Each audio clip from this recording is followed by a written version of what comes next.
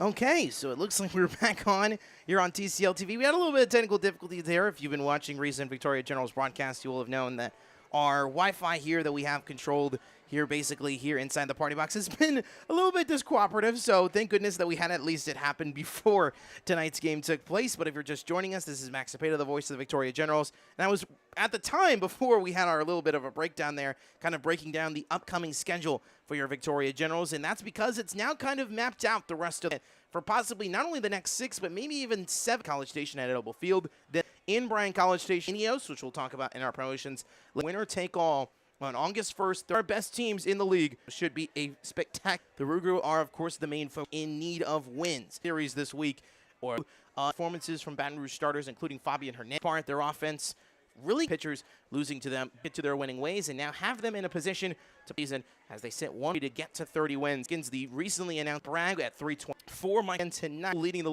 when it comes to the home run category, and then Friday in the final game of the city, total RBIs and possibly in the starting 9. Looking on your screen right now, we'll have a tarp for much of today, and real load of rain for Victoria Generals and Baton Rouge. Both teams are currently still doing warm-ups right now. Starting pitcher matchups for both sides. Do all of those details on after a short delay due to some early rain. Regular season on the other side, starting pitchers on the other side.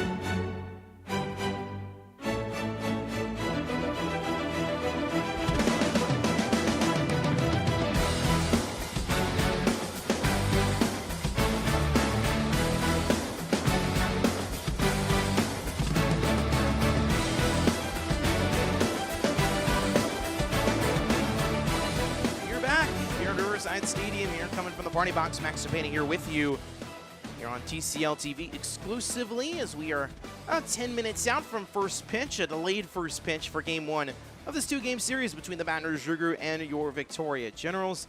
Final week of the TCL regular season, just minutes away from getting underway. Let's get a look at our men on the bump, presented by our friends at Texas Roadhouse. Braylon Owens, the 2023 TCL Pitcher of the Year, is back on the mound for your Victoria Generals and returns to the mound of Riverside Stadium for the first time since August 2nd of last summer when he pitched in Game 2 of the first-round playoffs of the semifinal playoff series a summer ago against the Seguin River Monsters. Owens, of course, in that game, a well-dominant performance as he was able to help his Generals win that contest 12-6. It was a series that the Generals would end up losing to, but he is back on the mound here in Victoria. Obviously, if you have been following this team for quite some time, you remember he made his official return to Victoria in that uniform that you see on your screen, that picture from his debut or his return in 2024 last week in Seguin, where he, in his first appearance back through, or I should say, we're actually, we have the official numbers here for you. Those numbers officially that are on your screen right now are actually incorrect. Braylon Owens' numbers from that Seguin outing are actually 2 innings pitched, 2 runs, 2 earned runs, 3 hits, 3 walks, a strikeout, and 10 batters faced was Braylon Owens' night last week. On Wednesday night at Seguin, it was a 7-5, of course, 10-inning victory for your Victoria Generals that night in the second game of that 4-game series against the River Monsters. Braylon Owens giving up a home run during his start, but it was only 2 innings. He only threw about 35, 40 pitches in that outing, so obviously looking for a whole lot more length is Michael Oroz, especially with the fact that his bullpen has been very taxed over the last 3 days in that three-game road trip where the Generals had to go on the road, of course, to Baton Rouge, and then, of course, the makeup game in Lake Charles yesterday. And as for the Baton Rouge Rougarou, I should say, it is Galveston College Whitecap Cameron Hardebeck who is going to be on the mound for the Rouge tonight at 4-1 with a 3.71 ERA this summer. He's been with the team since May 30th, since the beginning. 26 2/3 innings pitched for Hardebeck, 25 hits, 15 walks, 21 punch-outs. Those numbers are, in fact, correct on your screen for Hardebeck. So one of the more consistent arms. He started out as a reliever for the most part for James Dillard's squad. He's been moving over to a more starter's role in recent weeks, which is why his innings pitched is normally much lower than what you would expect from a starter at this point in the summer for someone who's been in this part of their ball club since the beginning of the summer. So Hardebeck is very much going to be put in a very interesting pressure situation tonight because, remember, he is a reliable arm for this Rougarou staff. The Rougarou as a team have a 4.54 ERA as a staff. That's number 3 in the league, just behind Victoria, who's number 2 in the league in team ERA at 3.96. The Rougarou are also kind of interesting when it comes to their offensive strategy, as we are going to show you at least right now. This is the first of 2 times we'll show you their starting lineup tonight. The Rougarou, of course, 19-19, 7-9 in second half play. This is what their starting 9 is. Of course, the big storylines, of course, are, number 1 and number 4 in this order. Number 4, of course, the shortstop, the defending TCL Player of the Year, Josh Shelley, back with the Rougarou. We noted, obviously, his accomplishments the last time Baton Rouge was in town nearly a month ago. But he is going to be a huge part of this Rougarou staff if the Rougarou have an opportunity to go far or make the postseason. And then, of course, Zeb Ruddle, who starts off this Rougarou order and has really been one of the most consistent hitters outside of possibly Damian Whitfield and Travis Bragg. He has been the best hitter in the TCL when it comes to getting on base and creating runs. He's not necessarily the biggest run producer. Ruddle is very much a speed contact guy, a Jose Altuve, if you will, in comparison. But Ruddle has certainly proven his worthiness for much of this season. The Monroe, Louisiana native, former LSU Tiger, who redshirted this past season in Baton Rouge and is now going to be moving to Ruston to play for the Bulldogs of Louisiana Tech. But Ruddle, of course, number 2 in the league in batting average, 32 runs scored. He leads the league in both runs scored and hits at 32 and 48, respectively. He's tied for 5th in doubles with 7. Second in the league in walks with 33. He's number 3 in the league in on-base percentage at 475, and he's number 8 in the league in stolen bases at 17. And he's been on base in 35 of his 37 games. And against Victoria this season, Ruddle, 11 for 24, 6 runs scored, and 5 walks. He has been finding a way to get on base and produce for this Rougarou side. A whole lot of other new faces as well for this Rougarou staff, including Justin Vosses, who's in the 2-hole tonight for Baton Rouge, a Texas A&M Aggie who is going to be returning to College Station this coming summer. This is the first A&M Aggie we've seen across the TCL, which is kind of unsurprising considering A&M has at least one or two guys who have redshirted who are usually in this league, but kind of a surprise that Vasas is the first Aggie we've seen here at Riverside Stadium this summer. And then for your Victoria Generals, a very similar order to say the least. Obviously, that top five, not necessarily a surprise. Diego Diaz, no surprise, is going to be back in this order. He's playing at third base tonight, a position that he hasn't played as much, but Michael Oro says he wants to get more reps for Diaz in the hot corner, as Drew Schmidt has kind of been the guy in that position for the most part. Dylan Flores once again going to be behind the dish. And Mario Mendoza Jr., who obviously, we're going to talk about this in our Did You Know presented by Whataburger tonight. Mendoza, who had a very rough start to this summer, nearly 2 to 3 weeks of only collecting 3 hits out of 37 at-bats. But Mendoza, in the last week or so, has now finally started to gain a mojo when it comes to his offensive play. Still struggling when it comes to his defense. Made 2 errors in the Saturday night loss in Baton Rouge this past weekend. Mendoza leads the Generals right now in errors with 5 this summer.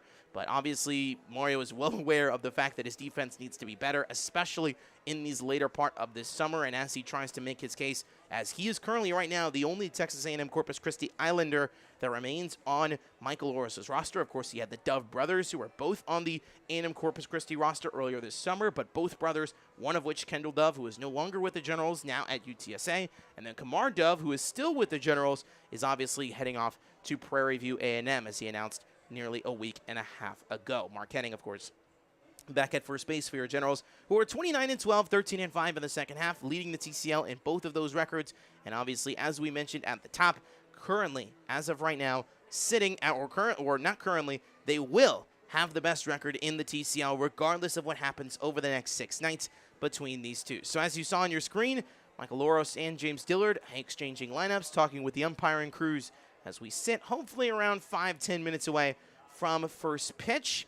Obviously, once again, we'll show you, of course, the starting pitchers as we go through the night. I'll probably edit those stats as well for Braylon Owens so you can get a better idea of what he's bringing to the table tonight for your Victoria Generals. But as of right now, we should be hopefully the next 5 to 10 minutes. We said 7:30, but obviously you got to get starting lineups announced. Both pitchers have been throwing in their respective bullpens, and they're now just coming back to their respective dugouts. So we are just about ready here at Riverside Stadium for first pitch. We'll also be giving you TCL scoring updates, of course, throughout the night, as we always do. Acadiana in Lake Charles tonight, taking on the defending Louisiana State, the Louisiana Division champ, Lake Charles Gumbo Gators. Obviously, the King Cutters, as we mentioned, in the driver's seat for that second to final spot. We'll show you, of course, the bracket as we normally do throughout the night. But obviously, Baton Rouge, as we mentioned, they need a good week and some help from the Acadiana King Cutters in the losing effort if they want to sneak in to that final postseason spot that is up for grabs. So we'll take a quick break, and on the other side, we'll once again remind you of starting lineups and the starting pitcher matchup on the other side with first pitch on the first game of the final week of the TCL regular season on the other side on TCL TV.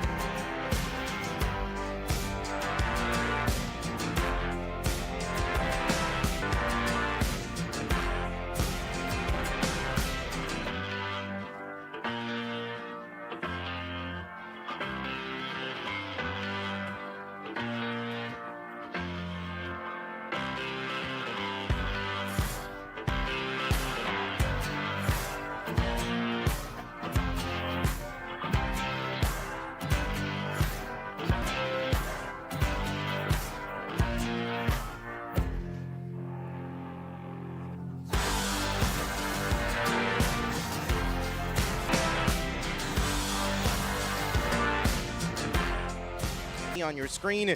This is where we stand as of right now, and some bad news already for the Baton Rouge Rougarou before they've even seen the first pitch tonight, as the Acadian King Cutters have an early 3-0 lead on the Lake Charles Gumbo Gators. Remember, with every King Cutters win, the Rougarou get farther and farther away from that final postseason spot that is up for grabs. 3 of the 4 have already been clinched by Victoria, Lake Charles, and Brazos Valley. 1 spot remains between both. They're going to be so key tonight. Zeb Ruddle, number 2 in the league in batting, really had once again another great summer. He's going to be, of course, Alan Owens back on the Riverside Stadium mound for the first time since August 2nd of 2023, more than 11 months ago.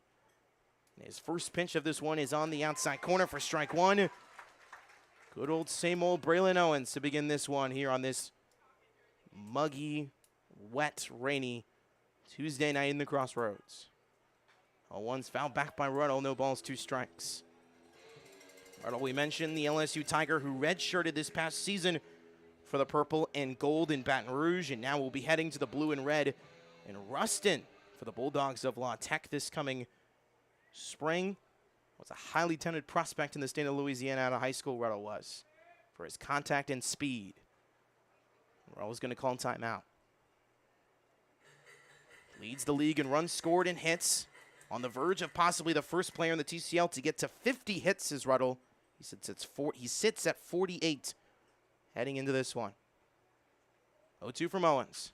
Ground ball up the middle. There is Anthony Avalos. He's going to make a long distance throw to first on 1 hop, and he does so in time, and it's 1 quick out here, top 1, to begin the final week of the TCL regular season. Defensive alignment, as we showed you in that starting lineup earlier, very similar from what we've seen from most nights for Michael Oros, Clark Whitfield, and Nickens from left to right in the outfield, Diaz, Avalos, Mendoza Jr., and Henning around the horn in the infield, and Dylan Flores behind the dish to catch for Owens tonight. Now the A&M Aggie, Justin Vossas in the dish. So that one's on the inside corner for strike 1. Vossas only played 7 games this past season for the Aggies, did not play in any games in the SEC, nor any postseason games for the team that was the national runner-up this past season in college baseball, as that's a line drive into center field, and that will be caught by center fielder Damian Whitfield as he easily makes the catch on 2 pitches. And it is 2 quick outs here, top 1, as the former LSU Tiger and A&M Aggie, 2 SEC guys, formerly, one leaving the SEC and 1 who's still in the SEC, to begin this top half of the first inning. And Peyton Woods, Baton Rouge's first baseman, will now head to the dish.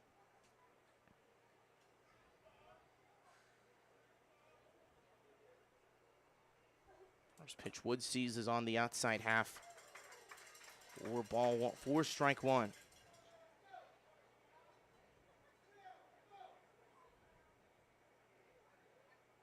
Woods, the freshman out of Southeast Louisiana, as that one's on the outside corner for strike 2. Currently with the Southeast Louisiana Lions in the Southeast, or the Southland Conference, I should say. Coming off a spring where he batted .244 in 18 games for the Lions. 0-2 from Owens. Swing and a miss, strike 3. Welcome back to the Crossroads, Braylon Owens, as he starts off his 2nd game in a General's uniform in 2024. Much better than he did in Seguin a week ago. We go bottom 1. General's offense due up on the other side here on TCL TV.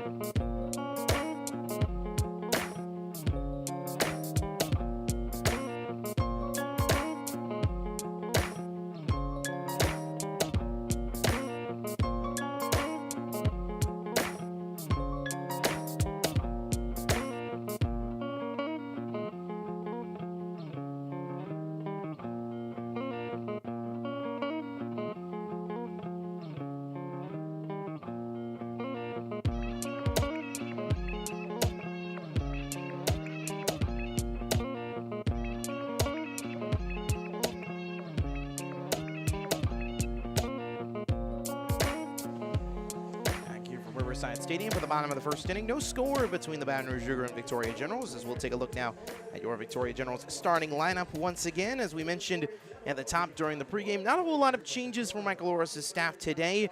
Big development, of course, when it comes to the roster. Riley Bender, the UMHB infielder, announcing to his teammates earlier today prior to this game that he's final day in the Generals uniform will be this coming Friday in Game 2 of the 4-game series against the Brazos Valley Bombers. So that means that Riley Bender will be leaving the Generals roster starting Saturday. And, of course, with the postseason lurking, the Generals may need the man in Riley Bender, who obviously so far is second in the league in runs driven in, but he's not in the lineup tonight. He expects to be at least in some form of a pinch-hitting role over the next couple of nights. He is not in the starting lineup tonight, but at least for for Bender, he have a possibly an opportunity to be on the bench or to be possibly in the order either tomorrow or Thursday. Not a whole lot of changes when it comes to the top 5. Diego Diaz, Mark Henning, Dylan Flores back as a group. They've kind of been a consistent group for Michael Oros when it comes to the off days sides of things. And Mario Mendoza Jr., we've mentioned how hot he's been in recent weeks, so no surprise that he is back in at the 9-hole. Specifically what he's now bringing to the table on the offensive side, as Anthony Avalos, one of the front runners right now for TCL MVP, will be leading things off here against Cameron Hardebeck, the Galveston College Whitecap, who's on the mound to get things started for the black and green. So that one's on the outside corner for strike one to the Ant-Man.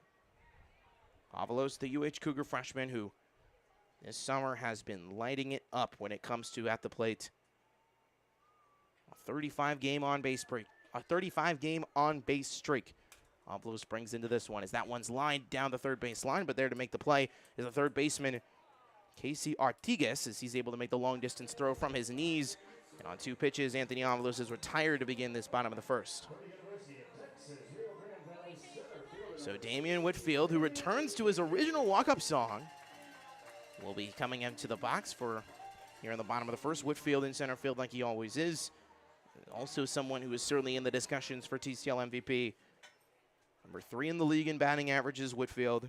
Behind his teammate Travis Bragg and Seb Ruddle, who sits, of course, for Baton Rouge in center field. His first pitch to Damian is low and outside.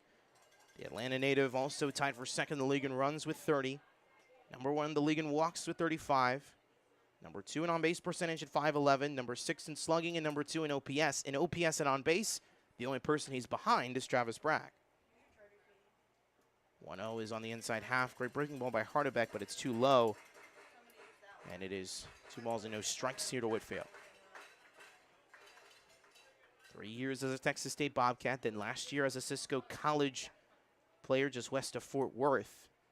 So 2-0s on the outside corner, strike one. And now Whitfield will head to the UTRGV Vaqueros starting next spring for his final season of college eligibility, where he will be teammates with current Victoria General Jacob Sanchez. Hardebeck on that left center side of the rubber, his 2-1. Outside corner, no call. Charlie Bernstein behind the dish calling the balls and strikes for tonight's contest.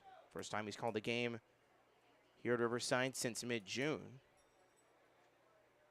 which was the last time the Brazos Valley Bombers were here at Riverside. 3-1. Outside corner called strike 2. So Hardebeck is able to finally paint that fastball. And so payoff pitch awaits. Of course, we'll give updates with the other 2 series is going on. Seguin in Bryan College Station tonight against the Bombers. But of course, the important series, the Acadiana King Cutters taking on Lake Charles, as that one's on the inside corner called strike 3 at the knees. Whitfield surprised with the strike 3 call, but he will surrender and not judge the call. And it is 2 quick outs. Both starting pitchers perfect here so far in this first inning. Now Cameron Nickens will now step into the dish. Nickens, who obviously has had a very, very impressive month of July. We've mentioned it numerous times. 15 for 48 this month is the former UH Cougar, now going to be a Governor at Austin P, as that one's on the outside corner, swing and a miss by Nickens for strike 1.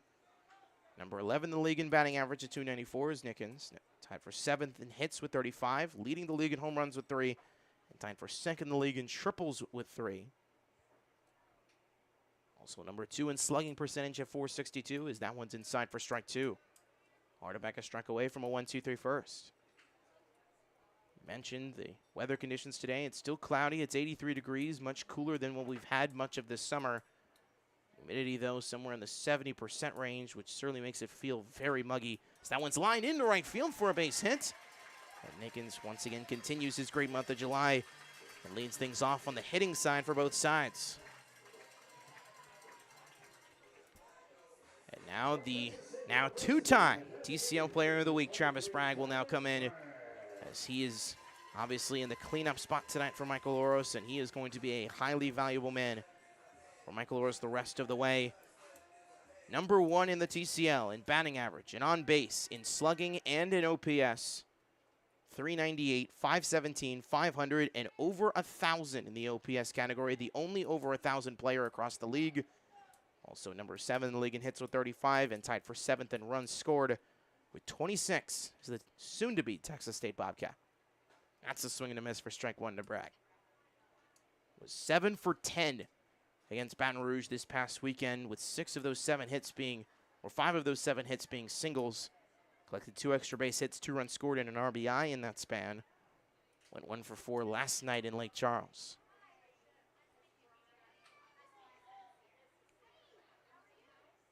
Hardebeck's 0-1 to Bragg. At the knees, called strike 2. Great execution there. Hardebeck calling for the apologies, throwing a more across the plate pitch, but Bragg wasn't ready for it, and he's down the count. No balls, 2 strikes. Bragg 14 for his last 25. An unreal run over these last 8-9 days. The man who used to call Vernon College home in the San Leon native. 0-2 going is Nickens. That hits the outside corner. Called strike 3, and that's going to be 2 strikeout lookings for Cameron Hardebeck as he leaves the runner on, and Nickens, who is trying to steal second, will be meaningless. He leaves the runner on, but no damage done. We go to the second, no score between Baton Rouge and Victoria. Here on the other side, we go to the second on TCL TV.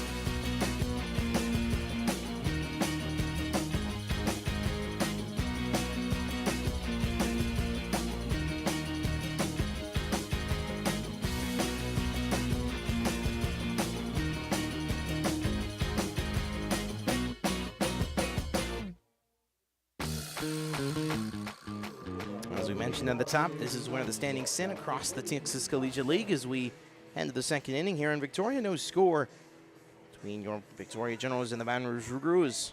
One base runner was able to reach base in that first inning, being Cameron Nickens on a single. And 4-5-6 will be due up after a 1-2-3 inning from Braylon Owens and Josh Shelley, the 2023 TCL Player of the Year. Now going to be hitting in the cleanup spot once again for head coach James Dillard. As first pitch Shelley sees is on that outside corner for strike 1. Shelley, unreal summer once again. Not as collectively great as what we saw last summer, as Shelley, the defending TCL MVP, now a sophomore, the Houma, Louisiana native, as that one's on the outside corner for strike 2. Currently at Lurleen B. Wallace Community College, which is in Alabama, 125 miles northeast of Mobile. Shelley reaching base in 34 of his 36 games, number 5 in the league in batting average at .317 as that one hits the net of the Baton Rouge dugout as all players a little startled with that line drive fastball, but remains 0-2 here for Shelley. On a 33-game on-base streak is Shelley. He's also on an 11-game hit streak coming into tonight. He's 10 for his last 25. 6 multi-hit games in the month of July, and against Victoria, Shelley is 6 for 18 against the Generals with 5 RBIs. 0-2's a swing and a miss, strike 3. Back-to-back strikeouts to end the first and start the second for Braylon Owens. One quick out here, top 2. Fooled Shelley. Fooled, to say the least, on that sweeping slider from the UTSA Roadrunner. And now Grant Mangrum going to be sitting here at the dish for Baton Rouge. Mangrum in just his 3rd game for Baton Rouge, a last-minute signing for James Dillard. Sterlington, Louisiana native, currently at McNeese State with the Cowboys, as that one's on the outside half, called ball 1. Mangrum just 1 for 9 in his 2 games, both of which in the Victoria Series this past weekend, where he went a combined 1 for 9 with a double being his 1 hit and 4 strikeouts. Won 227 games, batted .314 with 17 runs, 27 hits, 5 doubles, a couple homers, 13 runs driven in for the Cowboys. So, much more impactful player than what we've seen from many of the McNeese guys in this league, as that's a swing and a miss for strike 2 at the high fastball. Mangrum, former basketball player and all-district football quarterback at his high school, where he went to high school in Sterlington, Louisiana, which is in the northeast side of the state. That's eastward of Shreveport. Now he has to remove something. He's trying to get better grip of the bat. He's not wearing any batting gloves, is Mangrum, going with the manly way of approaching this as he sits down the count 1-2, and he pops this one up into center. It will be shallow center. Going on, it is Mario Mendoza Jr. He'll make the catch in shallow center field. So he had to kind of go over the shoulder to make the catch, and it's 2 quick outs here, top 2. Parky Coley going to be now sitting at the dish here for Baton Rouge. Parky Coley sitting in right field tonight for the black and green. Coley, also a Sterlington, Louisiana native, currently also alongside Peyton Woods with the Southeast Louisiana Lions in Hammond. Junior standing 6'1", 194 in 20 games already under his belt for Baton Rouge, as that one's upstairs, ball 1. Coley batting .257 with 19 hits, 20 runs, 2 doubles, 2 triples, 2 home runs, 16 runs driven in for Coley. 13 walks, 21 punch-outs, 13 stolen bags, as that one's a high fly ball down the right field line in foul territory. Going after it is Mark Henning. It'll be close, but it's in the Baton Rouge bullpen. It's a ball and a strike here for Coley. Went 5 for 8 in the Victoria Series this past weekend, did Coley. A great series, 3 runs scored, a double, 2 runs driven in, and 3 stolen bases on his part. Was the Southland Conference Hitter of the Week in May, on the second to last week of the regular season in the Southland Conference. And Southwest Louisiana is the conference they're a part of. Southland Conference is where Texas A&M Corpus Christi is, where UTRGV is, where Lamar is, where Stephen F. Austin. A lot of Texas schools a part of the Southland. Nicholls State. 1-1's upstairs, 2 balls and a strike of the high fastball. Coley, 49 games with the SELA Lions. Batted .295 with 39 runs scored, 51 hits. 12 homers, 40 runs driven in. Big signing for James Dillard, the 2-1. Ground ball just foul, and Owens once again a strike away from another 1-2-3 inning. 5-6-7 will be due up for Victoria. Bottom 2, Connor Clark, Diego Diaz, Mark Henning. As the Generals offense, which has proven much of this summer as the deepest offense in this league, and this pitching staff, which has really gotten better and better with each passing week. Had a bump in the road, obviously, last weekend against these Rougarou squad. The 2-2's upstairs and a full count awaits. Obviously, we mentioned the Generals coming in at number 2 in the league in team ERA at 3.96. The only team they're behind is Brazos Valley in the category. Baton Rouge number 3 in team ERA at 4.54. Payoff from Owens. Fouled back. Or Coley, I should say. Coley still remains at the dish. Lettered his first 2 seasons, did Coley, at LSU Eunice, which obviously just won an NJCAA National Championship. And then went to Sterlington High School in Monroe, Louisiana did Parkey. The payoff again is fouled back once again to the parking lot. Had incredible high school stats, did Coley.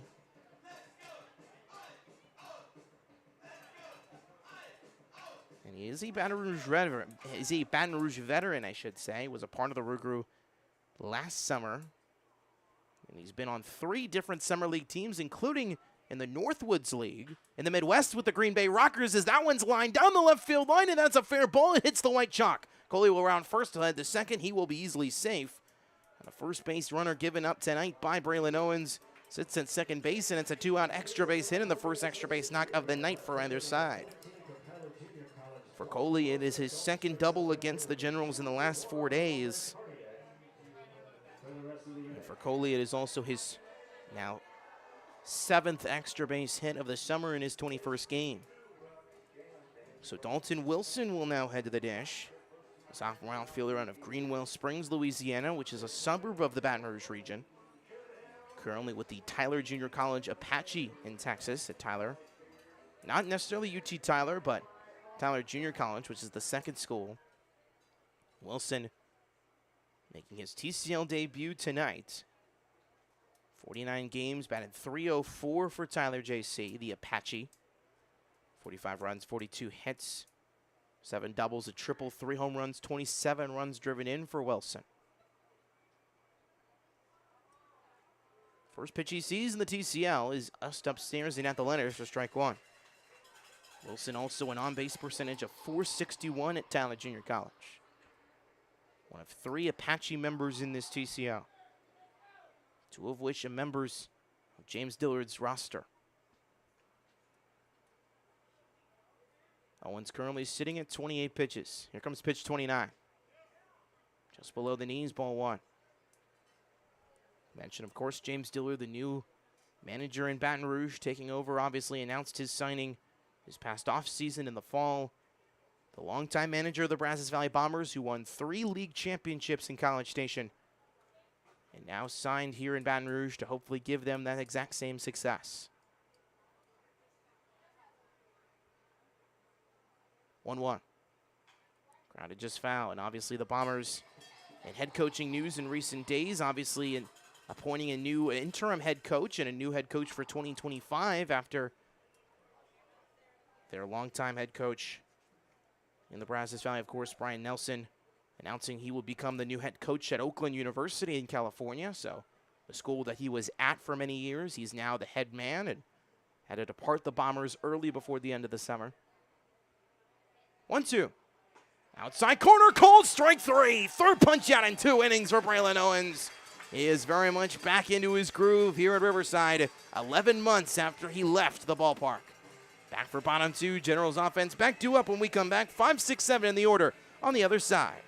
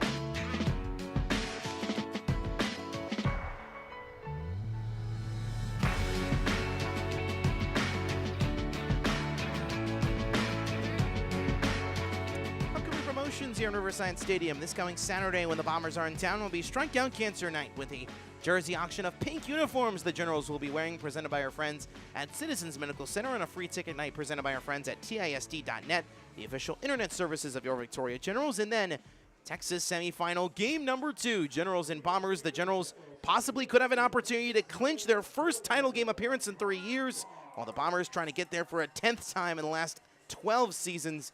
That will be a free ticket night here next Wednesday for game 2 of that series. Could possibly be a game 3, but game 2 will be a free ticket night presented by our friends at Ineos. 5-6-7 due up here in the bottom of the second. Still no score. One hit for each side as Cameron Hardebeck is back on the mound for the Rougarou. Space Connor Clark to lead things off. First pitch is lined over to the shortstop side. Shelley, the defending TCL Player of the Year, is there, and he'll make the routine play on 1 pitch and 1 out here, bottom 2. As Clark, who has had a very good recent weeks, obviously since his signing in mid-July by head coach Michael Oros, obviously will be a key part of the Generals the rest of the way, as Diego Diaz now steps in, another key signing in the second half for head coach Michael Oros. Diaz stepping in, the freshman and UTSA Roadrunner. 12 games, batting .179, 7 for 39 this summer is Diaz. 2 for 4, though, with an RBI last night in Southwest Louisiana against the Gators. Outside corner, strike 1 against Diaz. Collected his 5th RBI of the summer a night ago to the native of Pharr, Texas, which is 20 minutes north of the Mexico border and 55 minutes west of Brownsville. 1 is just below the zone, ball and a strike here. Hardebeck, we mentioned, one of the more consistent arms for James Dillard's squad, is going to probably be a necessary one. Could possibly be a game 1 starter for Baton Rouge if they make it to the postseason. So the 1-1 is on the outside half, 2 balls and a strike.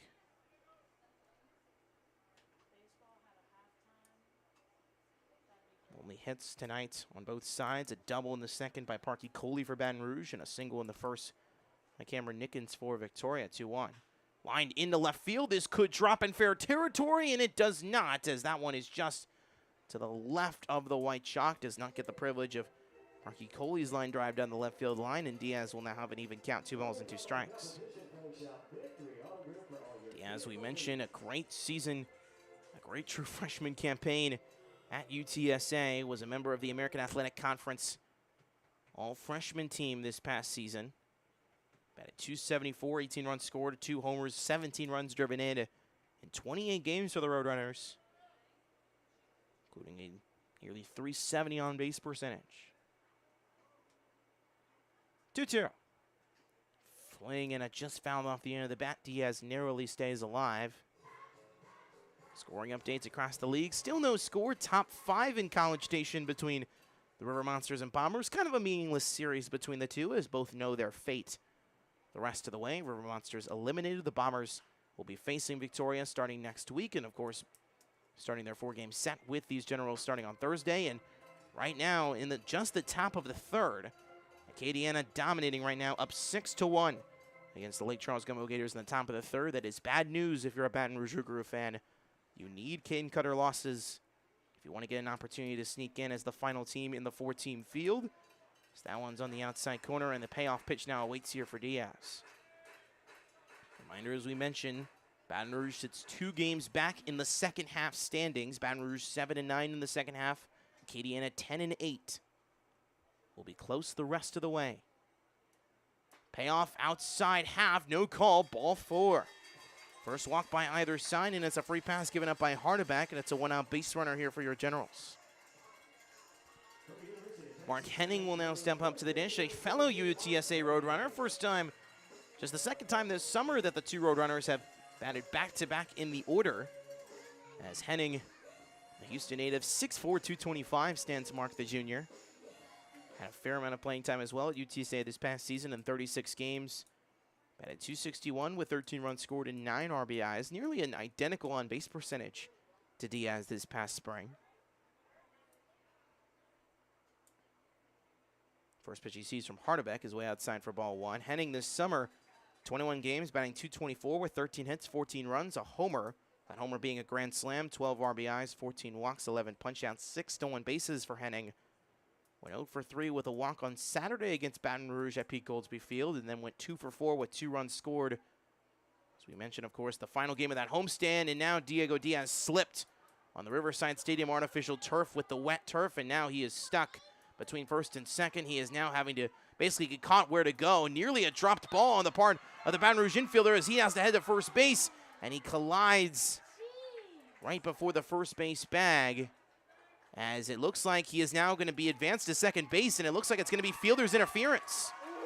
Fielder's interference on the part of the catcher. It looks like the catcher, Grant Mangrum, is now having a conversation with home plate umpire Charlie Bernstein, and he's saying that he didn't interfere with the run, but he's saying he interfered with the running lane of Diaz, as he was trying to necessarily, looked like he was accusing him basically of tripping, which obviously in baseball, if you are accused of that, it does award a runner an extra base. So Diaz now sits at second. He wasn't intending to steal second base, but he'll get second base regardless. And he's going to get it basically on the catcher's interference in a way. So it'll be interesting to see if this is ruled an error. I would assume not, because catcher's interference is a unique ruling. But now Diaz sits at second base in scoring position as a go-ahead run here for Henning. His 1-0. There's a swing and a miss right at the top of the zone for strike one. Henning spent his first 3 collegiate years at New Mexico Junior College, played just 2 seasons at NMJC, recorded a .371 batting average as a sophomore, and was an all-WJCAC honorable mention team in 2023 before transferring to the Roadrunners in 2024. That one's low, and that one will get away. Going to be a close play, but no throw. Diaz will get the credit for the stolen base this time, and it'll be 2 balls and 1 strike for Mark, and the go-ahead run now sits 90 feet away. Mark can't deliver. Dylan Flores sits on deck. Henning, as we mentioned, 12 RBIs this summer. Hasn't reached the RBI column in nearly a week. Went 2 for 4 with 2 runs scored a night ago, scoring 2 of Victoria's 4 runs in their win. 2-1. Foul back to the screen. In the bottom of the order here for Michael Oros' squad, and this is where the depth really proves itself. Both sides, we've seen it, especially here at home. The Generals coming into tonight 17-3 in their home ballpark, with a run differential of +77, 161 runs scored at home to 84 allowed. Ground ball just foul.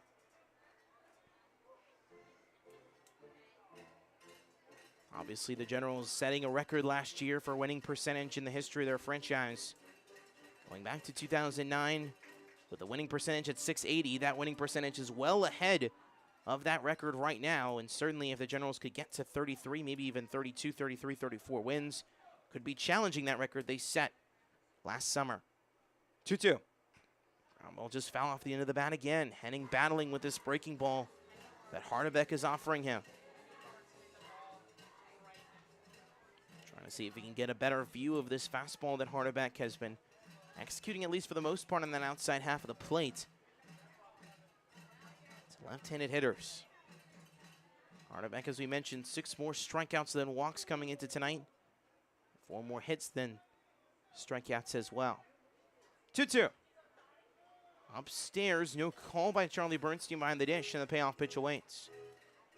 If Henning reaches on a walk, it will be runners at the corners, 1 away, and the double play would be in order for Dylan Flores. Infield for Baton Rouge currently remains sitting, for the most part, all in. Both corner infielders in Martinez and Woods, sitting close to the grass part of the artificial turf. Payoff to Henning. High fly ball to left. That looks like it will be going to foul territory, and no one will get it. It's the 4th foul ball for Henning, and he stays alive. Mentioned Dylan Flores sits on deck. He is now getting more and more playing time in recent weeks, as Michael Oros has now the benefit of having 3 catchers the rest of the way in Flores, Hal Perez, and Evan Eslaxon. Perez and Eslaxon sit alongside the bench right now alongside Trey Broussard, Jacob Sanchez, and Riley Bender tonight. 8th pitch of the at-bat awaits here for Mark. Hardebeck's offer. Outside half, no call, ball 4. Mark wins the battle. It is back-to-back free passes given here by Cameron Hardebeck. And it'll be runners at the corners with 1 away. As we mentioned, the double play is in order to end the inning if you're Baton Rouge. But now Dylan Flores will now come to the dish. Flores coming off of a successful weekend this past week, went 3 for 11, or is 3 for 11 this summer in 3 games played, with 3 RBIs, 2 walks, 2 doubles, and 5 strikeouts. Was 1 for 3 with a double last Sunday in Game 2 of this weekend series at Pete Goldsby. Did not come around to score after that double, however. Line drive into center, going after it is Zeb Ruddle. This should at least drive in 1 run. Running is Diaz. Long throw by Ruddle. It will be no chance to make it to the plate in time. As the throw heads to second, it will be safe as Mark Henning. It's 1-0 Victoria on the sacrifice fly from Flores. Flores with a smoked line drive to center field. Got underneath the baseball, which is what he could do. And he gets another sacrifice fly. It's his second sacrifice fly driving in a run this summer. As Diaz now comes around to score. Henning sits at second as he also tagged up. And Mario Mendoza Jr., the 9-hole hitter, will now be due up here. Mendoza, we'll talk about more about his story in our Did You Know tonight presented by Whataburger. Mendoza Jr., the Pflugerville, Texas native. Texas A&M Corpus Christi, the Islander. With a much, much better offensive stretch in the last week as that one's on the outside half for ball 1. Near the fake dirt. Mendoza Jr., of course, went 3 for 3 with 3 runs driven in last Thursday in Game 3 of the 4-game set against Seguin. And last weekend against Baton Rouge at Pete Goldsby, Mendoza went 4 for 8 combined in 2 games with a run scored, a double, an RBI, 3 strikeouts, and a stolen bag. 1-0. Inside corner, strike 1. Mendoza still leads the Generals in errors defensively with 5. He's obviously tried to make some temperance with that. He's talked about trying to get better with his defensive play, especially after making 2 more errors in the contest on Saturday, one of which driving in a run for the Rougarou in their 7-4 loss. 1-1. High fly ball to center again. Ruddle waits for it. His runners will just wait for it to come down, and that won't be an easy catch to end the inning. But a run does come home to score on the sacrifice fly from Dylan Flores, and the catcher's interference at second base for Diego Diaz proves to be costly. We're through 2. We enter the 3rd. 1-0 lead for your Victoria Generals. We'll go 3 on the other side.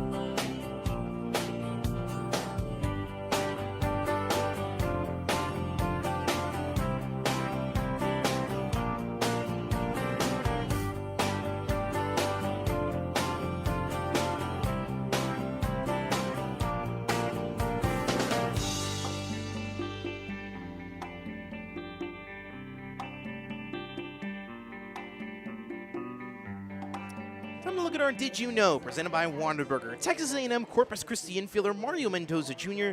began his collegiate career at the JUCO college Angelina College, and after 2 great seasons in Lufkin with the Roadrunners, he moved to A&M-CC to play against tougher competition in the Southland Conference. Mendoza, after struggling for much of this summer, has caught fire for Victoria recently, with all 4 of his RBIs this summer coming in the last week alone. So now we head to the top of the 3rd inning, and a new man will be on the mound for your Victoria Generals, as it is going to be Kamar Dove who is going to be stepping into the bump here for the 3rd. He will be replacing Braylon Owens after Owens faced just 7 batters in 2 innings. 2nd straight outing for Owens where he only goes 2 innings. Obviously, it felt intentional the last time you only went 2 when he gave up a home run against the Seguin Monsters. But today, retiring 6 of his 7 hitter faced, the only one he didn't retire was Parky Coley, who had a double down the left field line, but he was quickly faded away on the strikeout to Dalton Wilson. So Owens faces just one batter, allows one hit, no runs, no walks, and 3 strikeouts in 2 innings. A very impressive 2-inning start, but Owens' night is already done, and Kumar Dove, the recently committed Prairie View A&M Panther, throws his first pitch low for ball 1 to Clayton Pusho.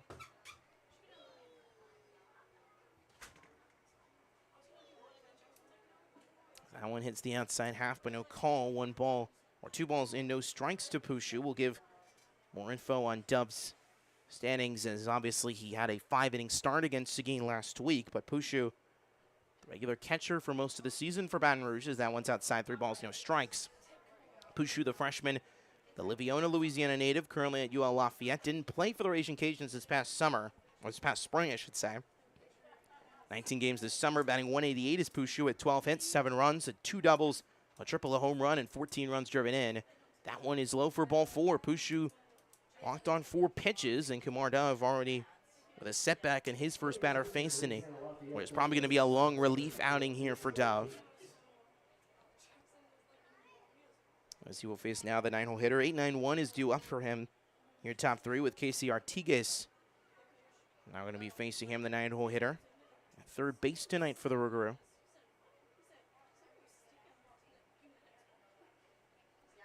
Dove on that right side of the rubber. First pitch at the knees, strike 1. Dove 1-0 with a 3.15 ERA in 8 games pitched and a start. 20 innings pitched, 18 hits, 13 walks, 14 strikeouts. Got the start last Tuesday against Seguin, where he threw 5 innings, allowed 1 run on 4 hits, 4 walks, 3 punch-outs, and 21 batters faced. And just what was his second start of the summer, or his first start of the summer, he did fairly well, as that one's on the inside half for strike 2. Artigas, on the other hand, recent signing, a last-minute signing for James Dillard's staff in just 3 games in Baton Rouge. The Hammond, Louisiana native, currently at Delgado Community College, is Artigas. The Dolphins, community college in the New Orleans region, as that one is a pickoff throw by Dove. Artigas in 3 games, 1 for 8 with a run scored and RBI, 3 walks and 2 strikeouts. That RBI and 2 of those walks coming in the Victoria Series last weekend, where he played both games and went 1 for 5 combined. Artigas just 8 games played this past spring at Delgado Community College, where he went 6 for 21. That's a swing and a miss for strike 3. Artigas retired on 4 pitches, and it's the 4th strikeout of the night for Victoria pitching, and 1 quick out here in the 3rd. Double play ends the inning for the Generals, as Sam Ruddle will now be back at the dish as we flip over the order for now the first time tonight. Ruddle 0 for 1 with a ground out to short to begin tonight's ball game. As we mentioned, Ruddle a contender for TCL Player of the Year. In every sense of the word, as he's number 2 in the league in batting average, number 1 in runs, number 1 in hits. Coming into tonight as he's down ahead in the count, 1 ball, no strikes. Ruddle, number 2 in the league, also in walks. The only person he trails in the category is Damian Whitfield. The only person he trails in batting average is Travis Bragg. 1-0. Check swing. No full swing there on the part of Ruddle. 2 balls, no strikes. Ruddle for Louisiana, for LSU, played 15 games for the Tigers. Batted .200. Went 2 for 10 in the game, or 2 for 10 in those games. Was a mainly defensive player. Was SEC first-year academic honor roll in 2023. As he grounds this one up the middle, could be 2, but no play for 2 here, as Avalos will just have to simply throw out for 1. So Ruddle with 2 groundouts to short to begin this 2-game set against the Generals, and is out number 2. Clayton Pusho, who walked to begin this 3rd inning, now sits at second base on the sacrifice ground out by Ruddle. So the tying run now sits in scoring position for the black and green, with the Texas A&M Aggie Justin Vossas now coming to the dish. Dove sitting on that right-hand side of the rubber. On your screen, first pitch is low below the knees, ball 1. Vossas this summer in 8 games, 8 for 30, 9 runs scored, 3 RBIs, 6 walks, 6 strikeouts, 2 stolen bases. Went 2 for 6 with 4 runs scored, 4 walks, and 2 stolen bags, and an RBI in the series against Victoria last weekend at Pete Goldsby. 1-0. Swing and a miss, strike 1.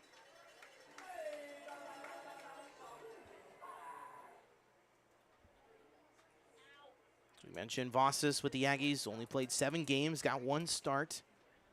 Every game he played, though, was a non-conference game for the Maroon and White. Did not play in any SEC or postseason contests for the team that finished just short of a national title. That one is just low, and it will be 2 balls and 1 strike here for Vossas. Vossas redshirted with the Aggies in 2023, was a 4-year letter winner in high school at Ridgepoint High. Was first-team All-District, District MVP, Academic All-District, and a third-team All-State throughout his high school career, and taking his team to state 2 of those years. Batted .422 in his senior season with 47 runs driven net. Inside, that one's in on his hands. It's 3 balls and a strike from Dove. Only majoring in business at A&M is Vossas. Peyton Woods currently sits on deck. If he fails to reach, it's 3 balls and a strike here with 2 outs and a runner at second base. Victoria holding a 1-0 lead on a sacrifice fly by Dylan Flores. 3-1 is low. Flores able to keep the ball in front. Lost it for a second. It was just underneath them, and it's 2 walks here in this 3rd inning now by Dove. Runners at first and second, so plays at nearly every base. But a threat here in the 3rd with Peyton Woods coming to the dish.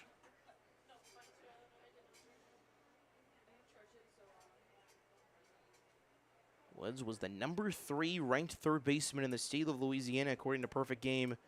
Was a top 500 player nationally after playing at Doyle High School in the small town of Livingston, Louisiana. First pitch. High fly ball to center. Will be shallow center. There to make the play is Whitfield. Will be close in the Bermuda Triangle, but Whitfield, with his speed, strides over and makes the catch in shallow left center to end the inning. So 2 runners left on the form of walks, but Kamar Dove with a successful clean 3rd inning in his first inning of relief. We go bottom 3, nearly a third of the way home. Victoria maintains their 1-0 lead on TCL TV.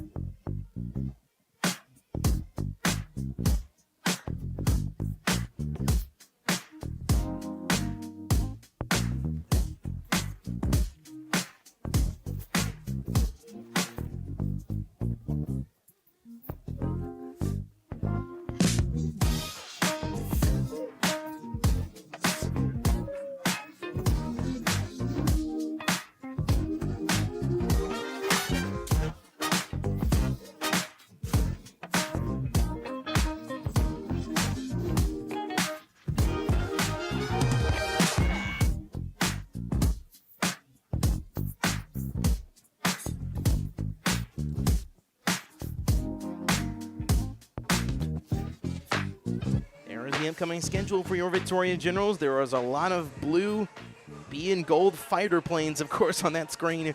4 games to end the regular season against the Brazos Valley Bombers, and then, of course, the Texas semifinals await. Game 1 in Bryan College Station at Edible Field, Tuesday, July 30th, a week from today. A week from tomorrow, Game 2 here at Riverside Stadium, and then, if necessary, next Thursday, a winner-take-all Game 3 to determine who will be going to represent the Texas division in the TCL championship between the 2 teams who have had the most success in league history. We head to the bottom of the 3rd inning as it remains a 1-0 lead for your Victoria Generals. The 1 run coming on a sacrifice fly by catcher Dylan Flores as he collects now his 4th RBI of the young summer.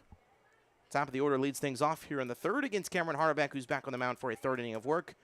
As Anthony Avalos sees a ball that gets in and out of the glove of Grant Magnurum behind the dish. So 1 ball and no strikes here to the UH Cougar. Avalos 0 for 1 tonight with a ground out to 3rd. That one's inside, and that one hits Avalos on that right hand, and that is a ticky-tacky injury. Avalos at least shaking off the pain for now, but that is someone that if you're Michael Oros, you do not want to see injured at this time of the summer, as he will shake off Looks like the fastball that just grazed his right hand didn't get full impact, but shaking it off, and it will be a leadoff hit by pitch and a leadoff runner on here, bottom 3, and Damian Whitfield will come to the dish, who's 0 for 1 with a called strike 3 last time he was at the dish.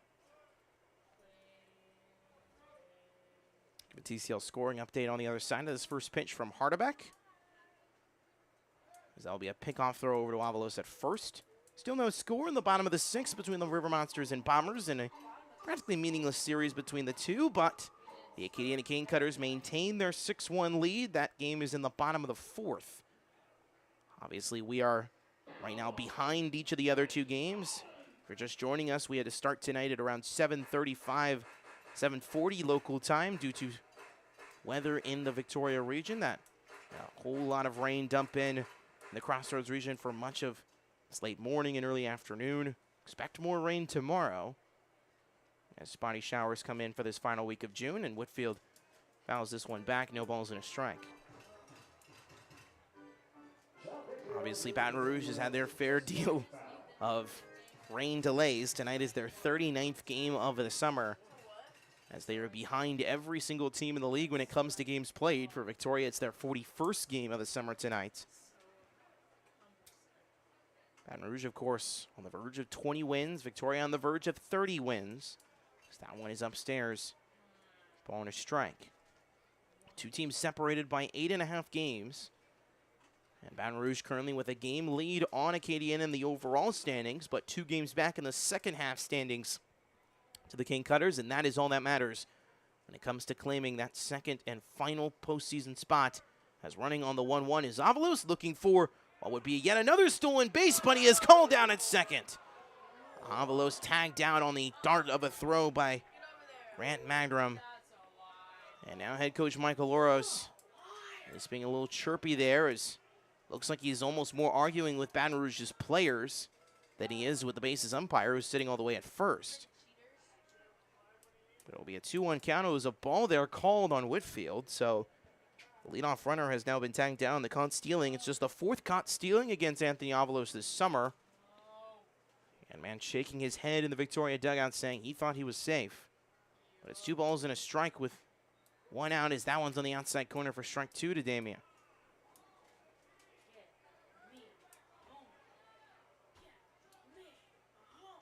43 pitches already for Cameron Hardebeck through 2 1/3. See how long his leash is from head coach James Dillard tonight. We expect pretty long.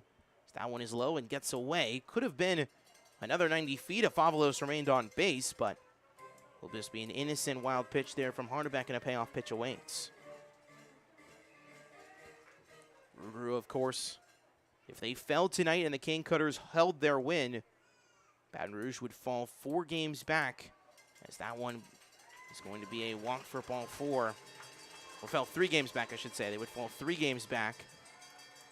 That one is going to be a ball 4, so hit by pitch and a walk to begin this 3rd inning, but Damian Whitfield will now just replace Anthony Avalos on base, this time with an out on the board, and now Cameron Nickens comes back to the dish, who's 1 for 1 with a single.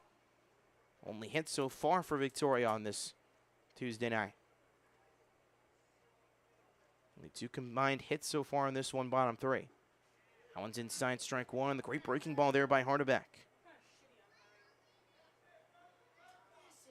Victoria obviously coming off of a wild weekend in Baton Rouge, where head coach Michael Oros believed that they were not getting all of the calls they wanted at Pete Goldsby Field. Obviously, it led to an ejection of Michael Oros, just the 2nd of the summer for the longtime Victoria manager. Obviously, was ejected in the bottom of the 2nd inning, arguing the zone for then Victoria General starter Connor Kelly, as that's a pickoff throw to Whitfield. Both him on that Saturday night, both himself, head coach Michael Oros, as well as General's reliever Ryan Dugas were ejected from that game for arguing with the home plate umpire about the strike zone. As running on the 0-1 is Whitfield. Low throw, could be a second runner gun down, but it won't. Whitfield with his speed able to get safely there. And Damian, who continues to add to his stolen base ledger, does so here in this 3rd inning. Damian collecting his 29th stolen bag of the summer, sitting behind both Anthony Avalos and Lake Charles's Aaron Morgan in the stolen base ledger. He's 1 away from 30 now on this summer. nearly double what he had all of last summer as an exclusive second-half player. 1-0 is low, or 1-1 is low. 2 balls and a strike here for the Austin P. Governor and Nickens. TCL Player of the Week, Travis Bragg, sits on deck. Perfect opportunity for the Generals to extend this 1-0 lead. 2-1 is low, 3 balls and a strike. Nickens, the Magnolia, Texas native, went 2 for 3 last night with a double and run scored in Lake Charles. Went 3 for 5 in the Baton Rouge series with a 1 scored and strikeout. That was kind of the story of the Baton Rouge series. A whole lot of runners on for Victoria. Not a lot of runners driven in home. 3-1. The knees called strike 2. Nickens not in favor of the call. 50 pitches now for Cameron Hardebeck. Now an arm begins to stretch in the black and green bullpen down the right field line.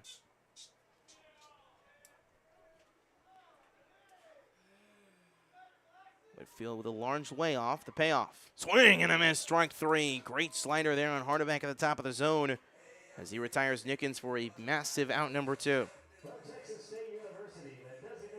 So now with a runner at second in Whitfield, with 2 gone, here comes Travis Bragg. Bragg obviously has been racking up the RBIs in recent weeks. Collected 1 last weekend in Baton Rouge. 1 for 4 with a strikeout last night. Has 6 RBIs in nearly the last 9 games.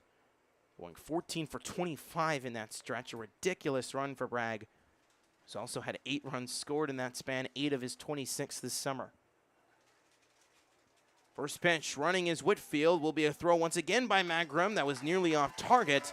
But Damian now hits 30 stolen bags in the summer. He ties his teammate Anthony Avalos in the category, who is tied for second now is Damian. Bragg, as we mentioned, number 1 in the league in batting average, on base, slugging, and OPS. Certainly a front runner, possibly for TCL Player of the Year.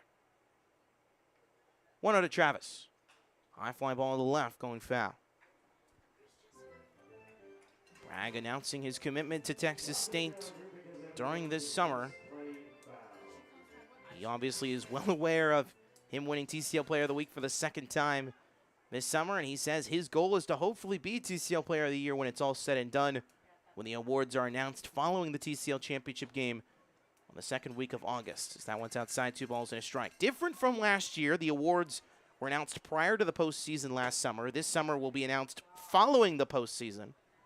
So it will be after the season ends and after we crown a champion, we will find out who wins all of the awards. 2-1. Outside corner, no call, 3 balls and a strike. TCL Commissioner John Wilson says the postseason will influence TCL awards. So postseason play could very well determine if Bragg can lock up TCL Player of the Year, but also he probably has a couple teammates who might steal the award from him as well. 3-1's fouled back and a payoff pitch awaits. Hardebeck battling. He's up and down with his consistency when it comes to his breaking ball command tonight, but looks to at least be better here in these clutch situations. He's a strike away from getting out of this jam. Damian Whitfield representing his insurance 90 feet away. Wide open hole up the middle of the infield. Payoff from Hardebeck. That one gets away. It will be ball 4, and Whitfield will come to score on the wild pitch. It's 2-0. Bragg rounding first and heading to second. Will be close at second base, and now Bragg is caught in a pickle. The run counts. It's already 2-0, but Bragg is now caught in between. It's a slippery infield. Could be close, and he is tagged just right on the backside of the hip for out number 3. So the second run counts on the form of the wild pitch as Whitfield drives in the run. It will be not count as an RBI for Bragg as Whitfield scored on the wild pitch. So it's 2-0 Victoria. We head to the 4th. We're a third of the way home as Michael Loros will argue with crew chief Charlie Bernstein after now 2 runners called out on the base pads in this 3rd inning. We head to the 4th here on TCL TV. On the other side, 2-0 Generals.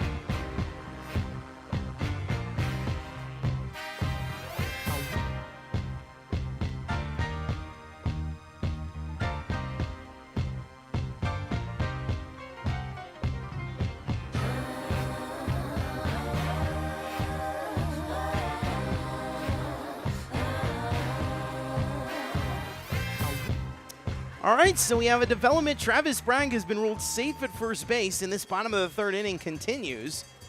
Bragg almost shrugging it off. He's like he thought he was out as well, but he stayed at first base trying to pursue his case. Michael Oros wanted to challenge the call. There is no instant replay in the Texas Collegiate League, but we remain with 2 outs here in this bottom of the third inning. It remains a 2-0 game. So with 2 outs on the board, now comes Connor Clark, who's 0 for 1 with a ground out to short, but now everyone has to go back to their original positions. Cameron Harderbeck is nowhere to be found, as the infield now has to go back to their respective positions. The majority of the defense is now back out there, but Cameron Harderbeck, who is in the clubhouse, has now come back out of the clubhouse and is now heading back to the mound, as he was not even aware of probably the ruling until just now. So he'll strut back to the mound and probably get a couple of warm-up pitches just to get back warm before he faces Clark here. But Travis Bragg ruled safe. It was nearly a controversial call. We wish, obviously, we had instant replay in this league, but we do not have that benefit. Bragg, though, he was caught between first and second as he tried to get to second base on the wild pitch walk that drove in Whitfield for the second run of this ball game. Bragg trying to get to second, was caught in a pickle, was trying to get back to first, and believed he was possibly tagged by Justin Vossas, the Texas A&M Aggie, at second base. But Vossas not able to complete the tag. Vossas says he thought he made the tag right before Bragg completed his dive at first base, but he is ruled safe. So a couple of warm-up pitches for Harderbeck, and he says he's good to go. And Bragg will now sit at first. Bragg does not get credit for the RBI, as it was a wild pitch that drove in Whitfield and was just a walk with a runner at third and nowhere else. So the runner was not forced in home. It was a wild pitch on the part of Harderbeck that drove in the run. So Whitfield scores. Bragg now sits at first with the walk, the third free pass of this inning for Harderbeck. A hit by pitch and 2 walks, as that one's low for ball 1 to Clark.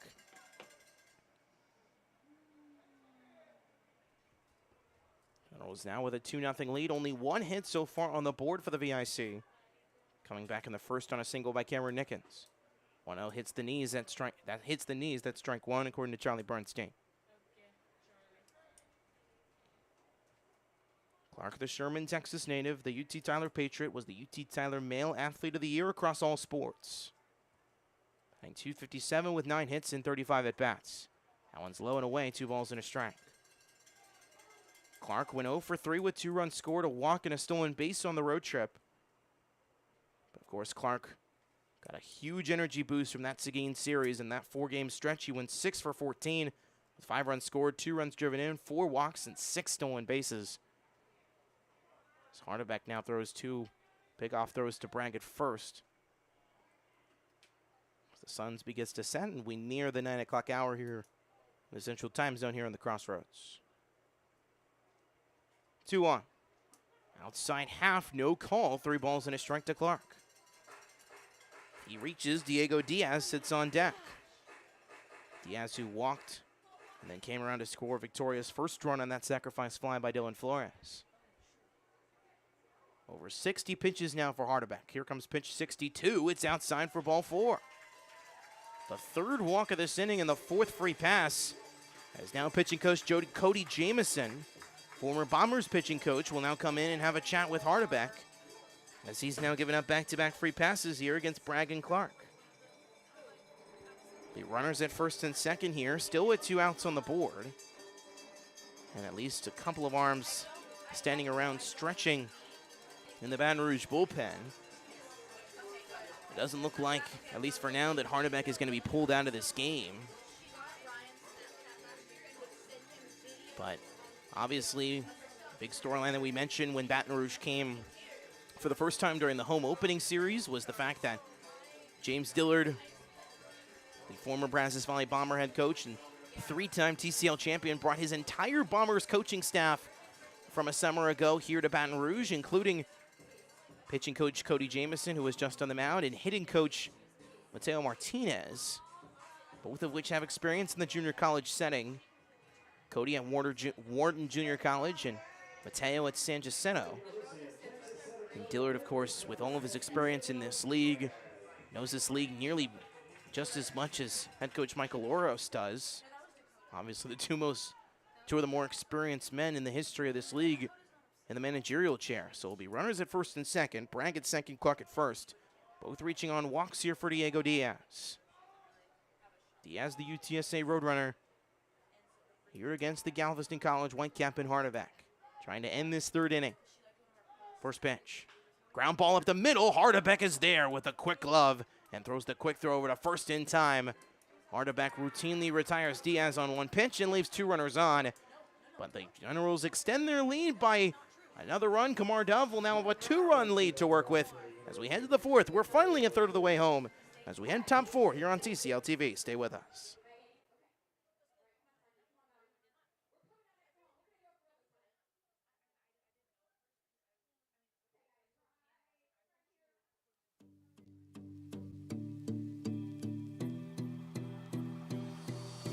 Gather around this table, boys.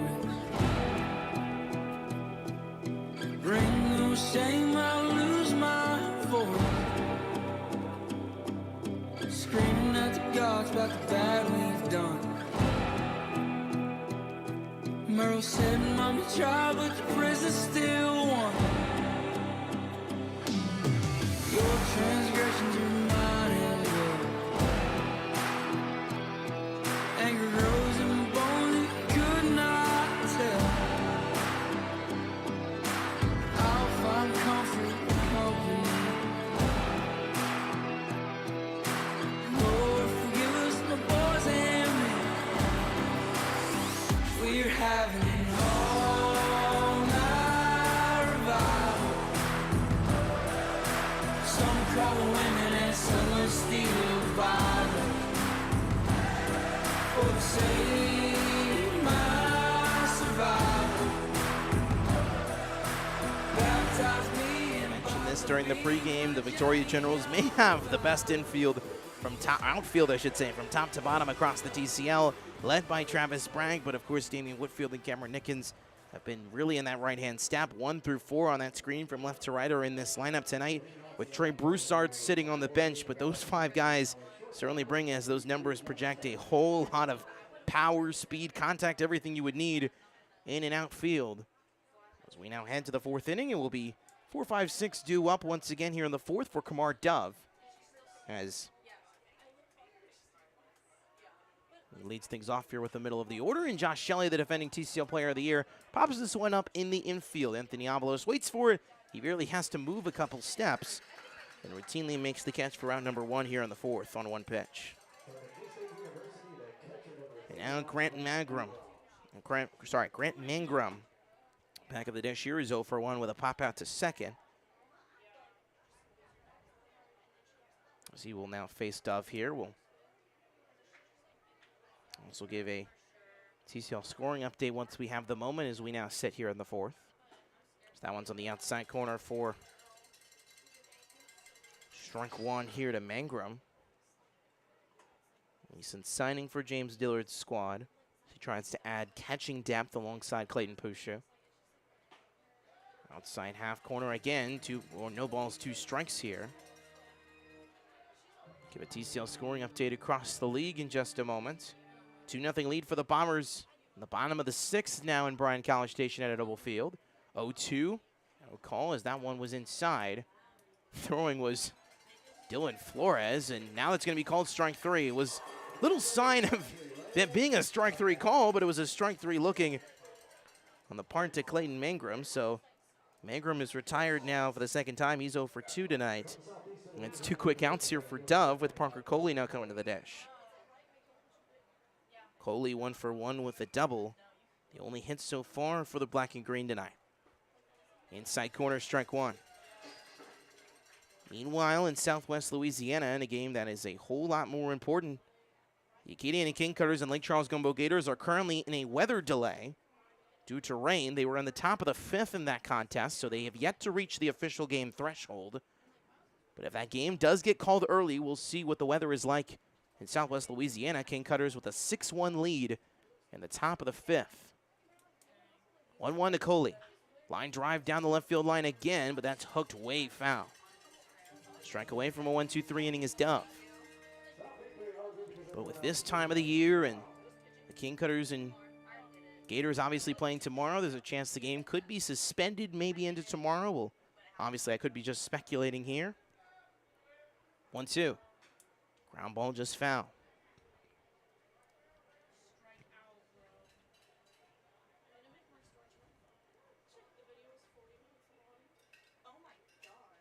So being the practical meteorologist that I am, I'll quickly check here the rain percentage in Lake Charles. It appears that the rain looks to be pretty consistent, at least for much of the night. Improves his long relief starter status for head coach Michael Oros here against the Rougarou. We go bottom 4, 2-0 lead, maintains for the home side, but we come back for bottom 4 on the other side.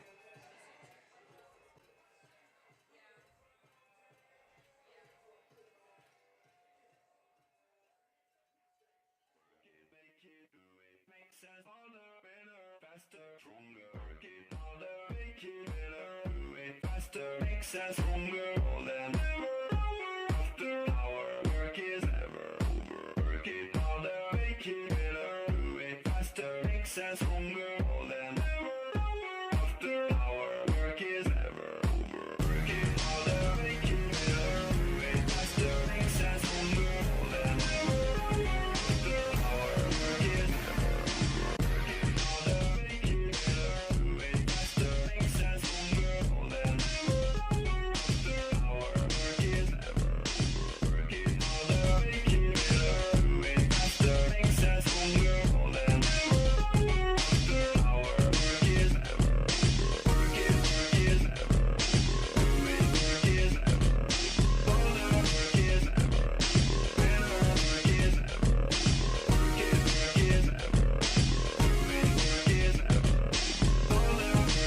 makes us stronger, all than ever.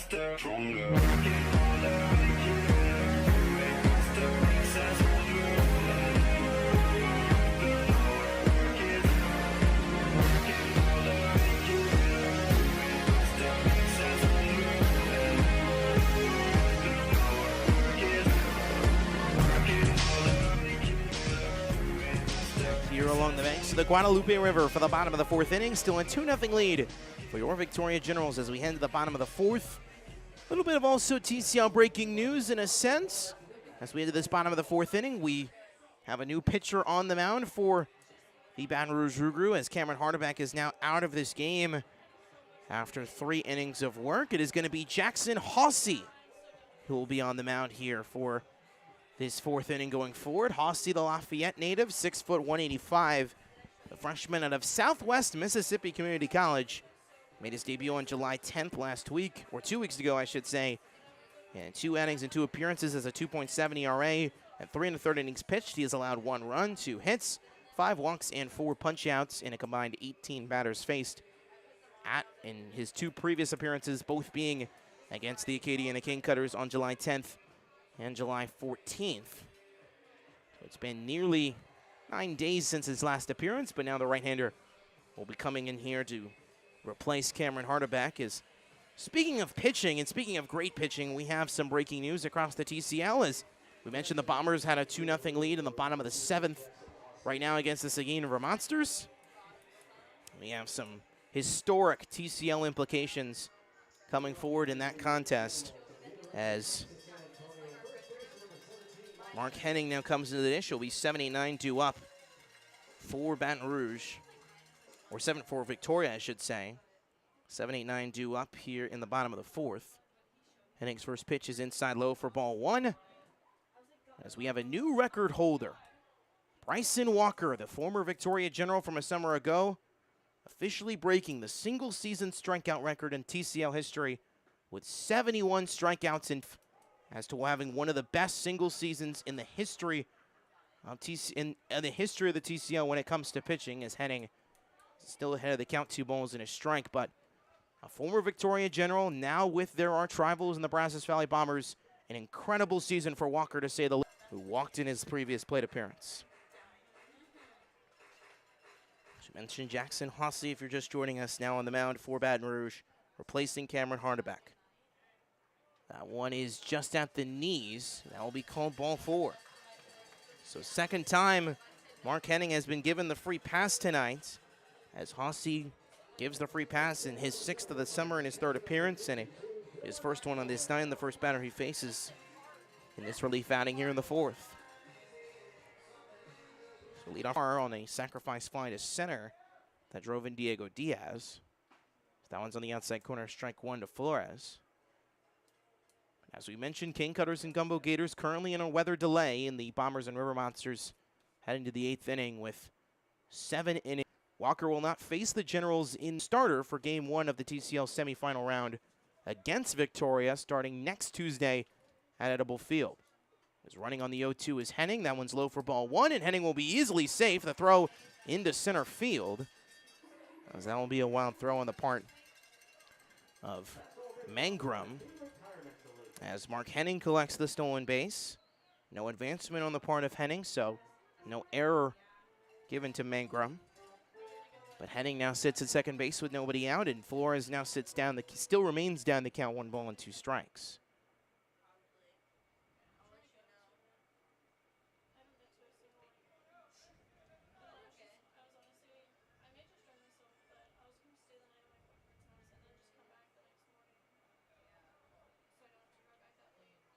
That is a swing and a miss for strike 3. Flores retired on 4 pitches. He cannot drive in Henning home, and it's 1 out here as Hossie punches out Flores, and we head to the 9-hole hitter, Mario Mendoza Jr., who's 0 for 1 with a fly out to center.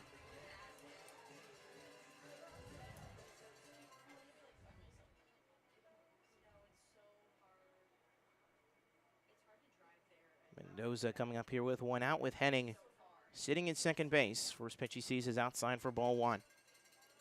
You gotta imagine the significance of this record breaking tonight for Bryson Walker. The previous record holder of the single season strikeout award, or the single season strikeout mark, which was 70 strikeouts, was held by John Gray back in 2022, as that one's a wild pitch that advances Henning to second base. John Gray, who is the only pitcher before today with 70 strikeouts in a season, did so with the TCL champion Acadiana Cane Cutters in 2022. Was a player at Arkansas Tech at the time. And now Walker, who was sitting at 62 coming into tonight, collects 9 and 7 innings of work, allowing just 2 hits and a walk in 24 batters faced and 7 innings of work against Seguin. And now sits at 71, and more likely than not his final start of the regular season. 2-0's a swing and a miss from Mendoza, strike 1. The entire Baton Rouge infield, no surprise, in now on Mendoza. With Henning now sitting 90 feet away, he walked to lead off this 4th inning and stole second base, then advanced to third just now on a wild pitch. 3rd wild pitch now allowed by Baton Rouge pitching tonight. 2-1 from Hossie. Swing and a miss, strike 2. Southwest Mississippi Community College, Hoxie absolutely gunning through that fastball. Top of the order does sit on deck in the form of Anthony Avalos. He reached base in the 3rd on a hit by pitch, continuing his on-base streak. 2-2. Inside, nearly hits Mendoza. He backs off, getting him nearly on that outside arm, but he dodges out of the way, and the payoff pitch awaits.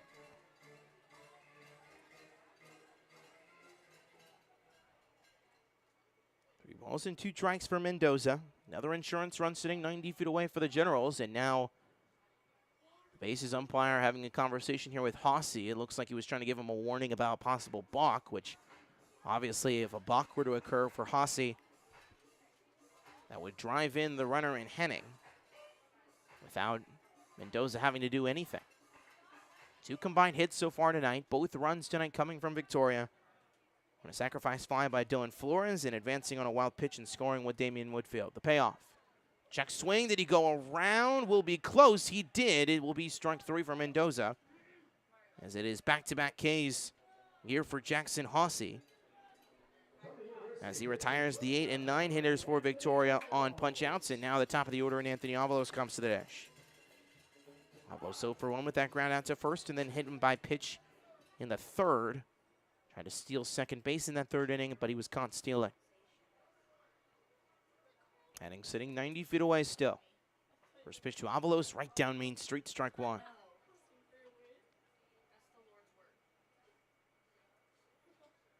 All right, well, so we have some breaking news follow about tomorrow's schedule from Lake Charles. As the 0-1's a high fly ball to left. Going back on it is Dalton Wilson. He's near the track. He's at the wall, and that one's over his head, and it's off the wall. Avalos will stay at second. It's an RBI double driving in Mark Henning. It's 3-0 to the VIC. Nearly leaving the yard is Anthony Avalos, who has yet to leave the yard this summer. Nearly captured a 2-run home run just then off Jackson Hossey. But it is an RBI double that drives in Mark Henning, who is sitting just 90 feet away. And it is a 2-out extra base hit that drives in a run. And it is a third consecutive inning with a run scored for Victoria. It's 3-0. So Damian Whitfield, who is 0 for 1 with a run scored, walked in the third, came around for Victoria's second run. Now sits the dish with Avalos sitting at second base. First pitch is on the outside corner, strike one to Whitfield. The breaking news we have is the King Cutters Gumbo Gators game has been suspended, so that game will now resume when it's left off. It was in the top of the fifth when we last checked in, but that game has now been suspended, so that game will conclude tomorrow, followed by the second game of that series. It will be a pseudo doubleheader in Southwest Louisiana tomorrow between Acadiana and Lake Charles. That's probably positive news if you're Baton Rouge, considering you don't have to have any effect from Acadiana, at least tonight, but the King Cutters could possibly finish up 2 victories in one day tomorrow. Could be spelling bad news for Baton Rouge if they drop either of these games, possibly both games to Victoria, with the Generals currently with a 3-0 lead tonight and possibly tomorrow. Whitfield behind the count, ball and 2 strikes. A strike away from getting into the inning is Hossey, after allowing the 2-out RBI double to Avalos, who sits at second. 1-2. Outside, that one gets away from Mangrum, and advancing 90 feet on another wild pitch is Avalos. Fourth wild pitch advancing a runner by Baton Rouge tonight. Second of this inning for Hossey. Now Damian, with a much easier game plan. There's a wide open hole up that middle of the infield. Here for Whitfield, if he can drive in this runner. We've seen Whitfield drive in Avalos in dramatic situations before, especially in recent days, especially during that Seguin series last week. Whitfield only 12 runs driven in this summer. 2-2 from Hossey. Inside corner, no call. Was too far in, according to Charlie Bernstein behind the dish, and the payoff pitch awaits here for Damian. Whitfield wearing the orange cleats. As he says, he's already receiving gear from UTRGV before he's even put on a uniform, which he won't do until this coming February. Representing his school here on this Tuesday night, or his soon-to-be new school, for his final year of college baseball eligibility. Payoff pitch awaits here from Hossey. Here it comes. Way up Stingers, ball 4. Whitfield walks in back-to-back innings. As Whitfield continues to advance up the walk ranks, he now sits at 35, tied with Zeb Ruddle for the top of the category. Ruddle, of course, who sits in center field for Baton Rouge, and now the top 2 hitters both sit at the corners. Avalos at third, Whitfield at first. For Cameron Nickens, who's 1 for 2 with a single in the first, who now comes in to possibly in a 2-out RBI situation here for the Generals. Nickens with 13 runs driven in the month of July alone. Running on the first pitch is Whitfield, no throw. Mangrum thought about it, but he held on to the ball. Whitfield, his 3rd stolen base of the night. He's now at 31. Whitfield now tied with Aaron Morgan for the league lead, and now can certainly overtake Morgan now that the Lake Charles Gumbo Gators are no longer playing with their suspended game. 1-0 from Nickens. 1-0 Nickens is on the outside corner, strike 1. 2 insurance runs now sit in scoring position in form of the Generals' top 2 hitters. Nickens can reach base. It could make it a bases loaded situation. The TCL Player of the Week sits on deck. 1-1 from Hossey. Line drive foul that was just underneath the bat. It hits the top of the netting. Strike away again from escaping the jam is Jackson. Owen in that Generals pen. It appears that Kamar Dove is in control of this game from a pitching perspective for the Generals. After walking 2 batters in his 3rd inning and then having a 1-2-3 4th. Hossie in his 1st inning of work when it comes to his relief, and Nickens with a late timeout call here. Avalos at 3rd, Whitfield at 2nd. Avalos with a 2-out RBI double, and Whitfield walking. 1-2. Inside, great breaking ball, but no call. Whole lot of spin on that 12-6 curve from Hossie, but it's no call at the bottom of the zone by Bernstein. 2 balls and 2 strikes to Nickens. An opportunity for the Generals to make it a commanding lead as they already lead by 3. 2-2. High fly ball to right. This could be fair, but it will probably go foul, and it will. Just into the Rougarou bullpen. As both runners have to head back to their respective bases, it remains 2-2. You can see lightning if you in a very far off distance. There remains rain, at least in some parts of the Crossroads region. We don't expect any more weather, at least in the Victoria region tonight. Rain doesn't expect to come back here unless until the overnight tonight. So hopefully we'll have good enough weather to possibly play game 2 of the series tomorrow here at Riverside. A 2-2 again. Just low and below the knees, and the payoff pitch awaits here for Nickens. Cameron working the count here against Hossie.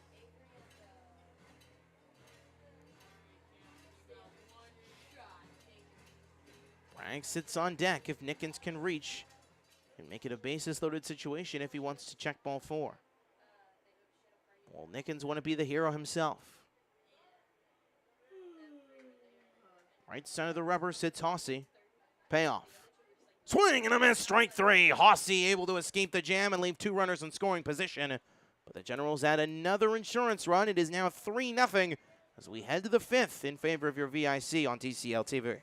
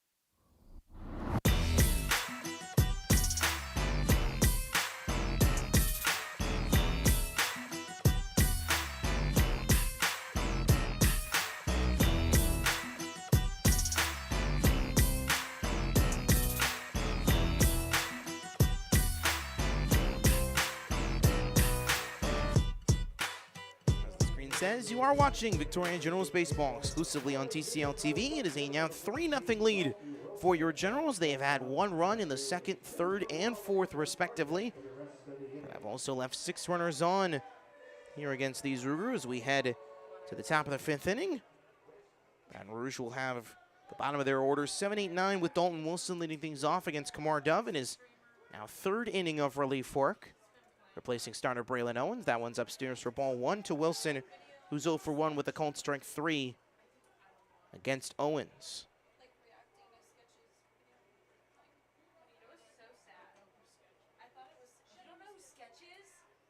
Wilson will now get a called strike 1 on that outside half here from Dove. Wilson, I mentioned recently, the sophomore out of Greenwell Springs, Louisiana, the Baton Rouge suburb, currently in Apache with Tyler Junior College, as that one's low, 2 balls and a strike. Wilson, a great season at Tyler Junior College, 49 games, batted over 300, 45 runs, 42 hits, 11 extra base hits, including 3 homers and 7 doubles, 27 runs driven in, 23 stolen bags, and an on-base percentage just over 460. 2 ones outside, 3 balls and a strike from Dove.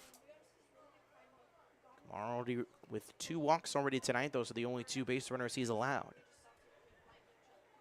As Baton Rouge is 3-0 hole as that one's upstairs, ball 4, a 5-pitch walk to begin this 5th inning. Clayton Pushu coming to the dish. The Rougarou now with the benefit of the Cane Cutters' 6-1 lead put on hold due to rain in the area in southwest Louisiana, forcing the game to be suspended. And it will be a game-and-a-half form doubleheader that will be taking place tomorrow in southwest Louisiana. And will probably be starting at around 5 p.m. local time, if I had to assume, as the pickoff throw is made to first. With the second game of the series played following the conclusion of the first game, which they will resume. It was in the top of the 5th when they suspended the contest, with the Cane Cutters up 6-1, looking for a 7th consecutive victory. Inside corner, strike 1 to Pushu, who's already been walked tonight.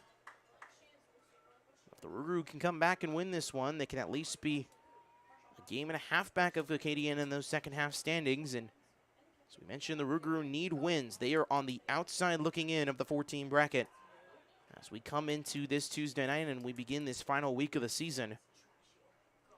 And the Rougarou now in a basically opposite position of what the Cane Cutters were to them in retrospective last summer, when the Cane Cutters were the one trying to get into the 14 field, and the Rougarou ended up taking that 4th and final spot. That one's lined into right field. That will drop for a base hit. And heading to third is Wilson. There will be a close play at third, but not in time. Will be close, not in time. Wilson safe at third.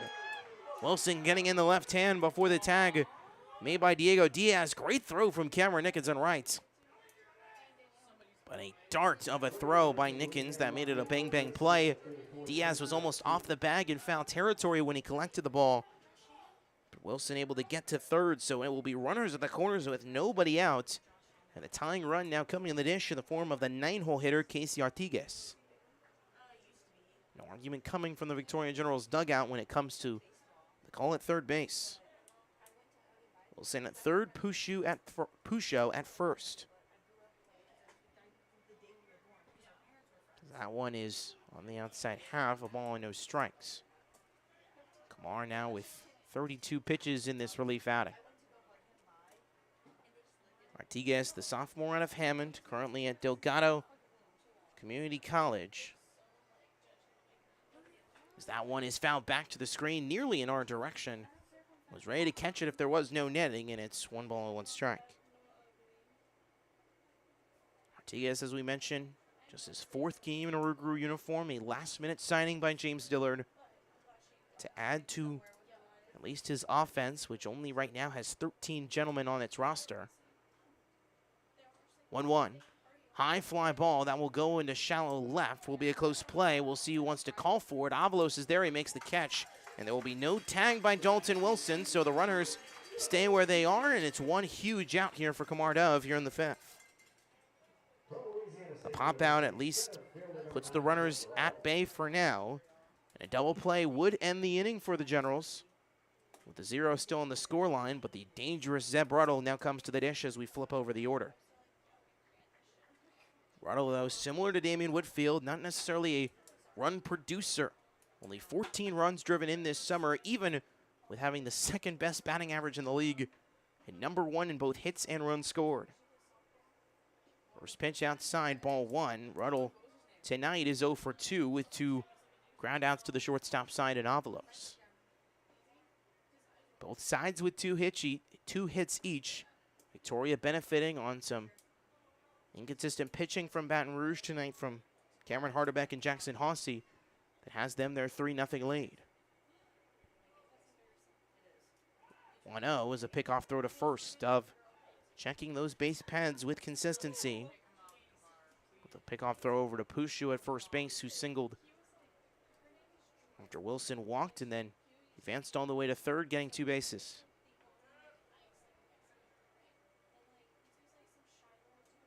Ruddle's 1-0.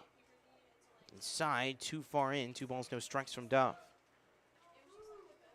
Ruddle reaches base for a possible bases loaded situation. The Texas A&M Aggie Justin Vosses sits on deck.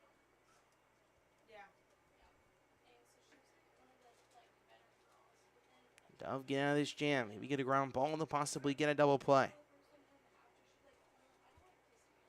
2-0. High fly ball to center. Whitfield's there. This could be a sacrifice play. It looks to be. That's called for out number 2. And advancing with ease is Dalton Wilson. He comes in on the sacrifice fly from Ruddle. It's his 15th run driven in of the year. It is now 3-1. So Wilson scores. Pushu remains at first. And Ruddle will drive in the run to end the shutout. With a sacrifice fly to center. That will be out number 2 to make it a 3-1 ball game.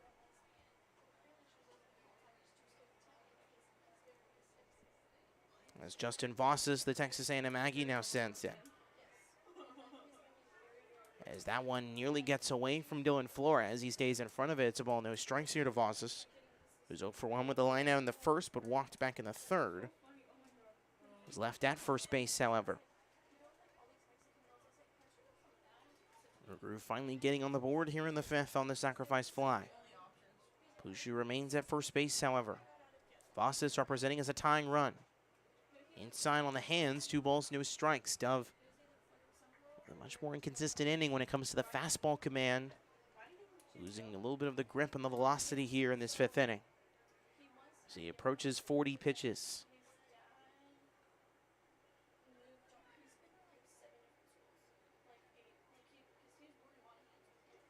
2-0 to Vossas.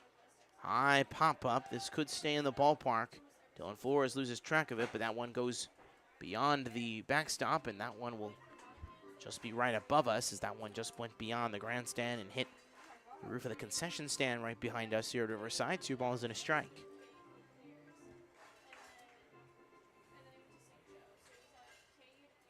Rougarou trying to keep this inning going. Continue to chip into this Victoria lead that now sits back at 2 runs.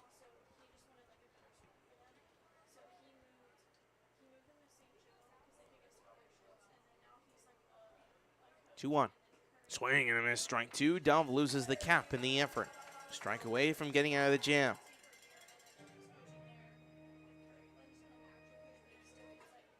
Scoring update from across the lead. The Bombers have extended their lead. They are now up 4-0 against the Seguin River Monsters in the bottom of the 8th as they look for a 22nd win overall and a 12-5 record in the second half with a victory tonight.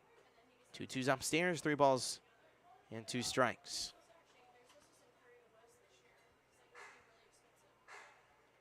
Rougarou need wins.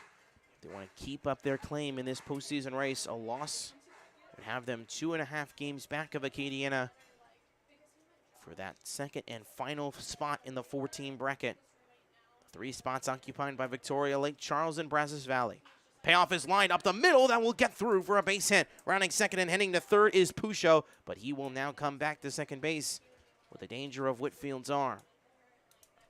So 2 singles here in this inning now allowed by Kamar Dove. No one is heading to the Victoria bullpen just yet, as we'll see if there's possibly a call to the bullpen soon, possibly with Dove with another troubling inning here in the 5th. Peyton Woods now at the dish with 0 for 2 is his night so far, with a strikeout and flamed in the 1st and 3rd respectively.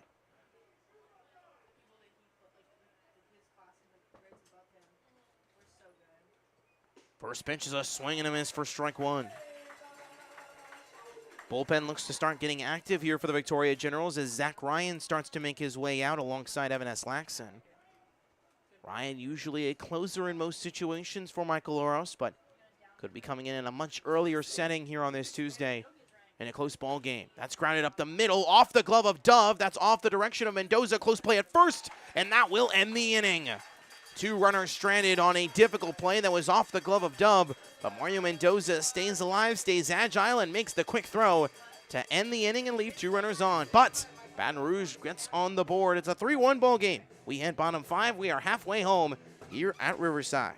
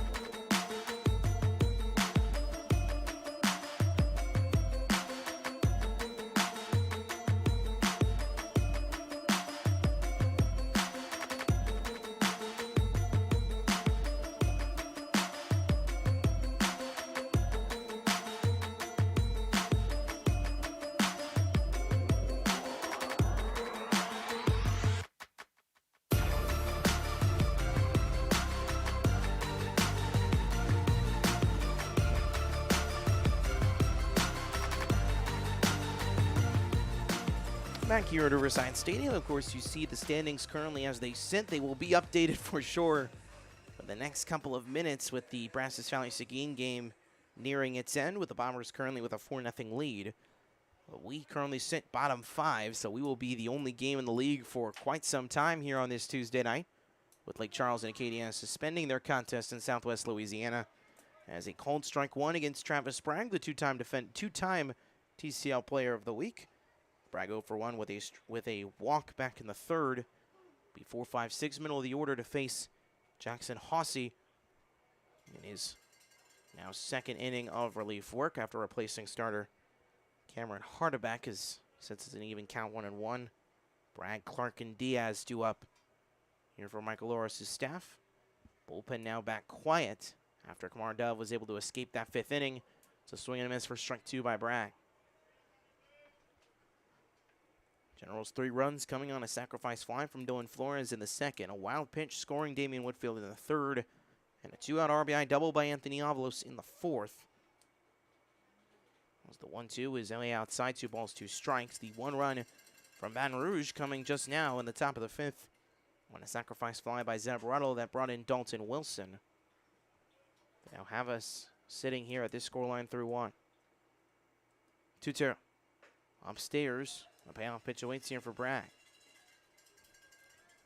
Travis, much improved when it comes to his plate discipline ledger, as Bragg came into tonight with 21 free passes, but he will swing and miss at that one, as that is a 18th time he has been rung up on strikes this season. He has been punched out on strikes twice tonight, as Bragg is 0 for 2 with the walk, and he's back-to-back Ks to end the fourth and start the fifth here for Hardeback, as he already has his now 4th punch-out. All 4 outs recorded by Jackson Hossey have been recorded on the punch-out as Connor Clark comes to the dish. That one's a breaking ball that's called at the top of the zone, strike 1. Clark 0 for 1 with a ground out to short back in the second, and walked also in the third. Clark down 9 for 36 with 11 walks in his 14 games, as tonight is his 14th game in a Generals uniform. Even at a ball and a strike, Hossey working at a much faster pace. And he fouls this one back, does Clark, ball into 2 strikes.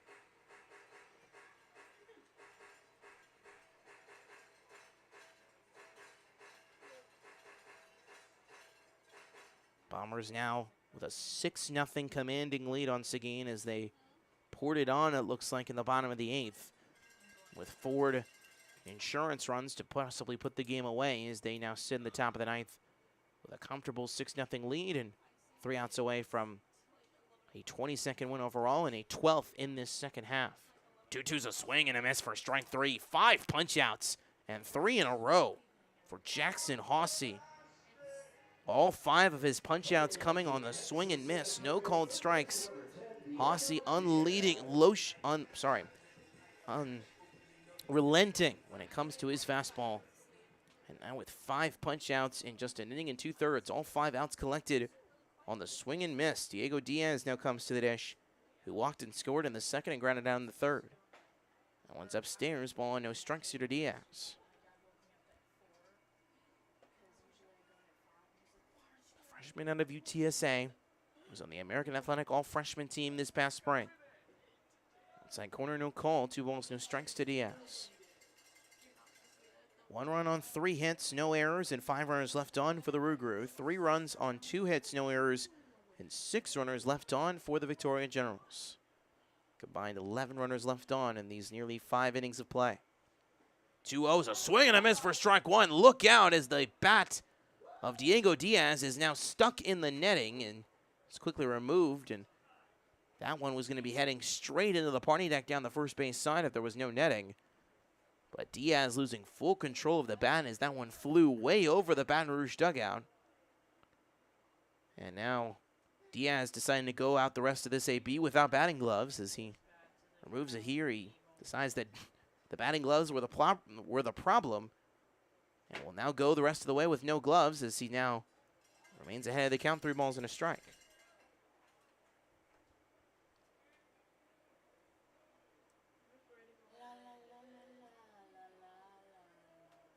Hossie still working at a much faster tempo than in that fourth inning, the 3-1. Low below his knees, ball 4. So now the third walk in this inning and 2/3 span with 5 strikeouts here by Jackson Hossie. And Mark Henning will now come to the dish for a 3rd time tonight. Henning has walked in each of his 2 plate appearances, collecting a stolen base in the 4th and coming around to score in the 4th. Henning, another fellow UTSA Roadrunner alongside Diaz. Henning with 2 more years, though, on Diaz's.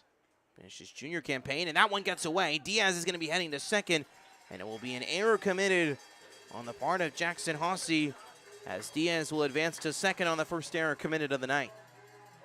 An E1 that advances Diaz to second base. As the wild pickoff throw by Hossie now has Diaz sitting in scoring position with 2 away. Henning was part of the effort to drive in Diaz back in the second. We'll see if he can be responsible for driving him in here in the 5th.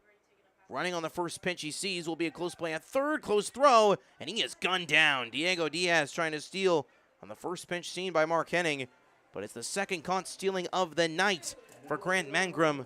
Now we are through 5, still a 3-1 contest as Diaz is stranded and caught stealing to end the 5th. We head to the 6th on TCL TV.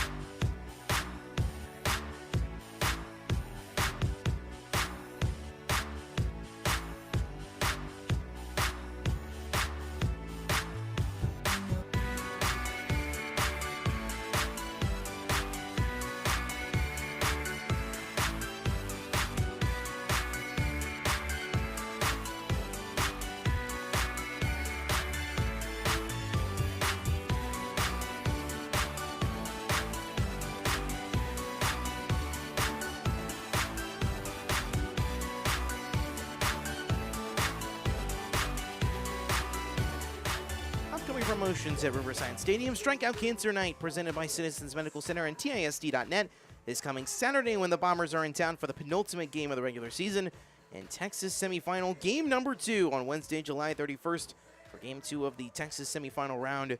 Could be a possible opportunity for the Generals or Bombers to head to the TCL title game. Will be free ticket night at Riverside Stadium presented by our friends at Adios. We head to the 6th day, still 3-1 lead for your Victoria Generals with Kamar Dove back on the mound for his 4th inning of work. Josh Shelley showing bunt on the first pitch he sees, but Shelley will foul it down the third base line. It will be no balls and a strike to the former TCL MVP from a season ago. Shelley 0 for 2 on the night with a strikeout and pop out to short. Zach Ryan, who was originally throwing in the Generals' pen, it appears to still remain to be Ryan. It looks like it still is, as him and Evan S. Laxon look to be playing catch right now in the Generals' pen, in case Dove has to be taken out of his 4th inning of relief work, as that one's down in the fake dirt, a ball and a strike. Shelley last year in his TCL MVP campaign, an unreal season, batted .308 in 48 games, as that one's a strike, pulling the ball in 2 strikes. Shelley with 61 hits last summer, 32 runs scored, 13 doubles, 3 triples, 3 homers, 36 runs driven in. On 39 strikeouts, 18 walks, 13 stolen bags. So that one's low and gets away from Dylan Flores. 2 balls and 2 strikes. We mentioned so far, Shelley in what is right now 12 less games. Right now batting higher than that .308 total at .317. He's at 46 hits right now compared to last summer's 61. At 21 runs scored comparison to last summer's 32. As that one's grounded over to the shortstop side. Avalos is there. He gets it on 2 hops. Will be a quick throw to first. And Henning is there to make the play It'll be a quick round here to begin this 6th inning, 1 away. Grant Mangrum now will come back to the dish, who's 0 for 2, also with a pop out and strikeout. Mangrum, a recent signing out of McNeese State in just his 3rd game in a Generals uniform, his previous 2 coming this past weekend in the road series for your Generals that cost the Generals both games in that effort, as that is a called strike. No balls and a strike here for Dove. A one's way upstairs, ball and a strike here from Dove.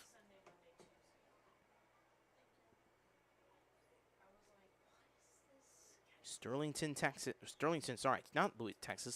Louisiana is the hometown of Grant Mangrum as he fouls this one back for a ball and 2 strikes. Went to Sterlington High, was an all-district football quarterback, was all-academic, all-district in baseball, all-state, all-region in the Northeast Louisiana region. 21 years old is Grant Mangrum. Says he enjoys hunting, fishing, golfing. Has 2 siblings, son of Jennifer and Chris Mangrum. They're watching on TV here on TCL TV. 2 balls and 2 strikes here for Grant. Sitting in an even count here against Kamar Dove. 2-2 is fouled back down the first base line above the Baton Rouge dugout. We'll give you a final score update once we receive the final score from College Station between the Seguin River Monsters and Brazos Valley Bombers. We do have at least a scoring update for you in that contest. That one's a high fly ball popped up down the left field line as Diego Diaz, the third baseman's there. He's near into foul territory and will make the catch just above the Generals dugout where Generals players are sitting. And makes the catch in foul territory. It's a second pop out for Grant Mangrum, and it's 2 quick outs here in the 6th.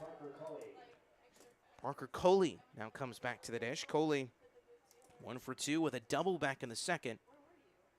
And she was left on base. The scoring update is that Seguin is now on the board. They have prevented the shutout. They now trail 6-1 in the top of the 9th. The first pitch is a incredible breaking ball from Dove that was near the face level of Coley and broke all the way down to the letters for strike 1. That is the breaking ball ability that Dove has. Both him and his brother Kendall have the great ability to spin breaking balls at a unreal rate to where they can drop nearly 3 feet downwards. As he now sits ahead, no balls and 2 strikes against Coley on back-to-back breaking balls. Does he go back to the well here for a 1-2-3 6th? That one's just below as he looked for a fastball low to chase Coley, but he wouldn't bite there. It's a ball and 2 strikes. Generals trying to claim win number 30 overall and win number 14 of this second half. If they do so tonight, would also extend their astonishing home record to 18-3 with a victory tonight. Came into tonight with a home run differential of plus 77, outscoring their opponents by 77 runs in their first 20 games here at home this summer. 3-1 is grounded just foul and a payout, or 2-1, sorry, is grounded just foul. And a 2-2 count now sits here for Coley. Zach Ryan has stopped throwing in the Generals' pen, so Dove going to be given the opportunity here to see if he can complete 4 innings of relief work. Be a huge relief here for Michael Oros to have that benefit. 2-2. Grounded to the third base side. Diaz is there. Should be a routine play to end the inning. Will be close, and he will make it in time. It was a one-hopper. Henning had to pick it up, but he will do so in time. It's a 1-2-3 6th. And the second 1-2-3 inning for Kamar Dove here tonight in 4 innings of 1-run relief outings. We go bottom 6, nearly 2/3 of the way home. 3-1 is the lead for your Victoria Generals still.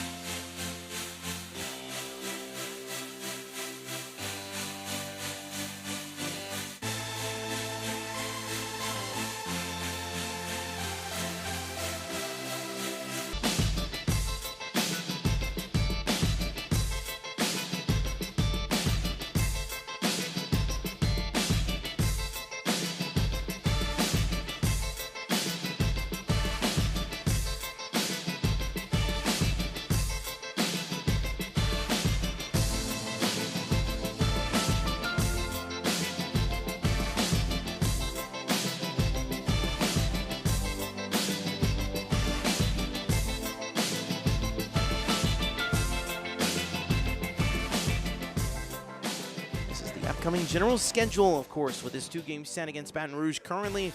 And then there's a lot of Bs on this screen, of course. The 4-game series to end the regular season against the Bombers. And then the, of course, best-of-3 series to determine which team will represent the Texas Division in the TCL Championship game as we head to the bottom of the 6th inning. Still a 3-1 lead for your Victoria Generals. It will be the bottom of the order, 7-8-9. 2 up against Jackson Hossey, who had a pseudo 1-2-3 inning in the 5th. He struck out the first 2 hitters he faced and then walked Diego Diaz, who was advanced to second on an error committed by Hossey and then was caught trying to steal third base. Henning will get strike 1 here, his second time at the plate. He was at the plate at the end of the 6th and now, or at the end of the 5th, and now will do so. We'll come back to the plate here to start the 6th. I have a final score update for you on the other side as that one is called once again. No balls, 2 strikes here for Henning. It is a final score in College Station. Brazos Valley claiming a 6-2 victory over the Seguin River Monsters on this Tuesday night. 0-2 is just outside, 1 ball and 2 strikes. Bombers with the victory now get to 22-17 overall and 12-5 in the second half. Seguin falls to 12-29.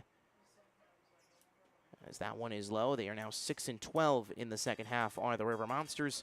As that one is low, and it looks like that one hit Mark Henning. So Henning will have a hit by pitch that looks like hit nearly his foot on the low fastball there by Jackson Hossey.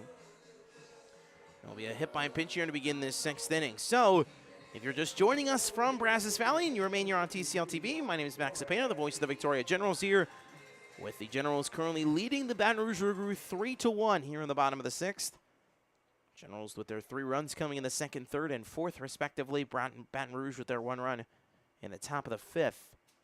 Victoria looking for a 30th victory of the season tonight, while Baton Rouge tries to pave their way back into the 4-team field and trying to get off to this final week of the regular season with a positive start, as Travis Bragg, it looks like, needs a little bit of pine tar for his bat to get more of a grip, as Dylan Flores currently sits at the dish, with Mark Henning sitting at first with a hit by pitch to begin this 6th inning. Flores 0 for 1 tonight, but had the sacrifice fly that drove in Victoria's first run of this ball game back in the 2nd, driving in Diego Diaz. 0-1. Breaking ball upstairs.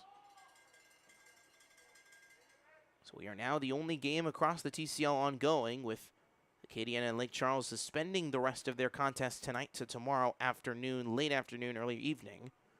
That will start at 5 p.m., a pseudo 1.5 game doubleheader between the King Cutters and Gumbo Gators, which is somewhat positive news for the Rougarou, because if they can come back and win this one, they can at least have an opportunity to be a game and a half back and have a chance to possibly retake the lead if the King Cutters lose both games. The King Cutters, though, were leading 6-1 in the top of the 5th when they called it off due to bad weather conditions and rain in southwest Louisiana. 1-2 to Flores. Ground ball to the third base side, could be 2. Artiguez throws to second for 1. On to first will be close. It's a double play. 5-4-3 double play that Dylan Flores grounds into, and it's 2 quick outs. Great execution by the Baton Rouge infield as Artiguez, Vossas, and Woods able to get in on the 5-4-3. 5-4-3 if you're scoring at home, and it is 2 quick outs. Now here, bottom 6, as Henning is quickly retired. And now Mario Mendoza will have the bases clean here with 2 away. First pitch he sees is called for strike 1. Mendoza Jr. 0 for 2 with a fly out to center and a strikeout back in the 4th. First outs collected by Jackson Hossey on the mound that are not strikeouts. So that one's popped up in foul territory. Mangrum is behind the dish. He waits for it, but that one will go just beyond the field of play and just beyond the gallery into the concourse. No balls and 2 strikes. A strike away is Hossey from a 1-2-3-6. Could be back-to-back 1-2-3 innings here. Zach Ryan continues to throw in the General's pen. Could be the end of the night for Kamar Dove after 4 productive innings of relief. From the 3rd to the 6th, in which he allowed only 1 run. Allowed only 1 run on 2 hits and Left 4 runners in total on base. 1-2 to Mario. Outside half, no call, 2 balls and 2 strikes. So the Bombers and River Monsters, obviously they're playing a 2-game set. That doesn't really mean a whole lot. The River Monsters already mathematically eliminated from the postseason, as they now are 1 defeat away from 30 losses in 2024, as that one's low, 3 balls and 2 strikes. Brazos Valley with their victory, now at 22-17. They're 12-5 in the second half, a half game back of Victoria for the best second half record. Generals, though, if they hold on, could get to 14-5 with a win tonight. Payoff. Swing and a miss, strike 3. 6 punch-outs and 3 innings of relief for Jackson Hawsey. Excellent relief as he, though, allows a run in that effort. We head to the 7th. Still a 3-1 lead for the Victoria Generals, and it looks to be Zach Ryan, who looks to be coming in for Kamar Dove. We'll give you his backstory when we come back here on TCL TV.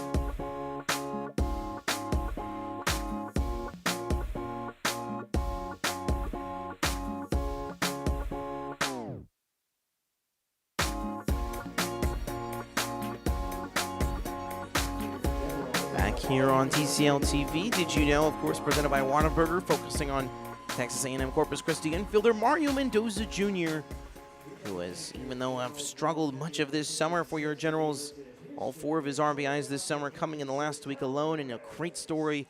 Angelina College was a star there for 2 years, and now with the Durs just an hour south of us here on the Middle Texas coast. New man on the mound for your Victoria Generals is with this 3-1 lead still intact. And Zach Ryan will now be the man to be called on to duty, the pseudo closer for Michael Oros' squad. 1-1 with a 2.2 ERA in 13 appearances. Has 4 saves on his ledger this summer and 16 1/3 innings pitched. 6 hits, 7 walks, 15 strikeouts. Has 3 shutout innings in each of his last 3 outings. His last time against Baton Rouge was in Baton Rouge in what was a 9-3 victory for Victoria, where he threw 2 innings of shutout relief to end the game, where he allowed 3 walks and 2 punch-outs.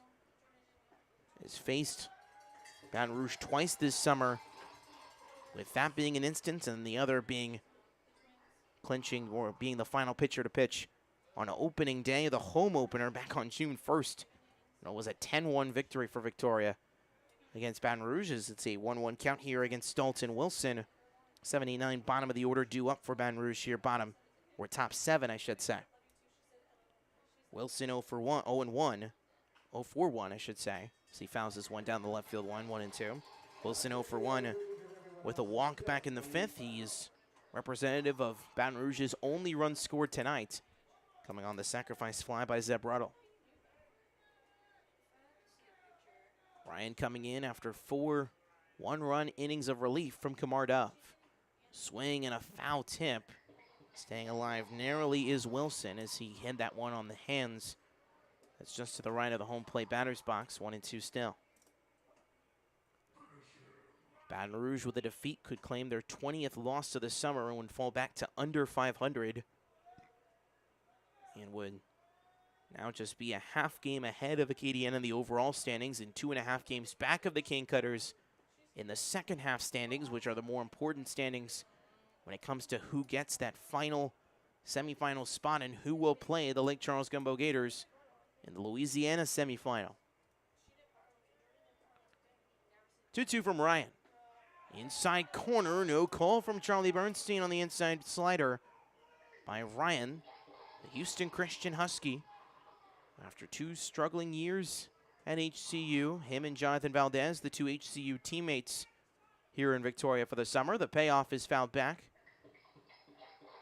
And Ryan, certainly of the 2, both of which have had impressive seasons. Valdez, a consistent starter for Michael Oros' squad, and Ryan easily the best and most consistent reliever and one of the more consistent ones in the TCL. As this one's grounded down the first base side. Will be a routine play for Mark Henning as he does the job himself.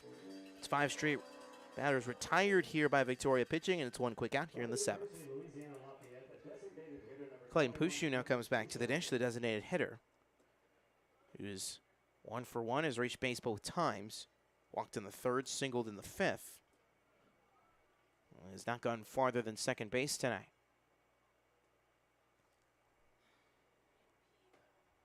That was an inside breaking ball for strike 1. Baton Rouge,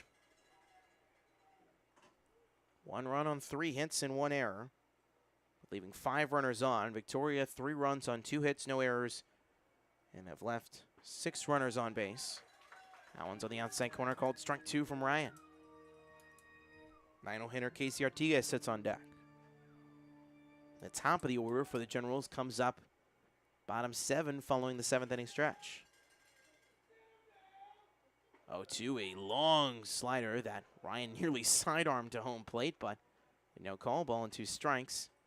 Great crowd on hand on this Tuesday night.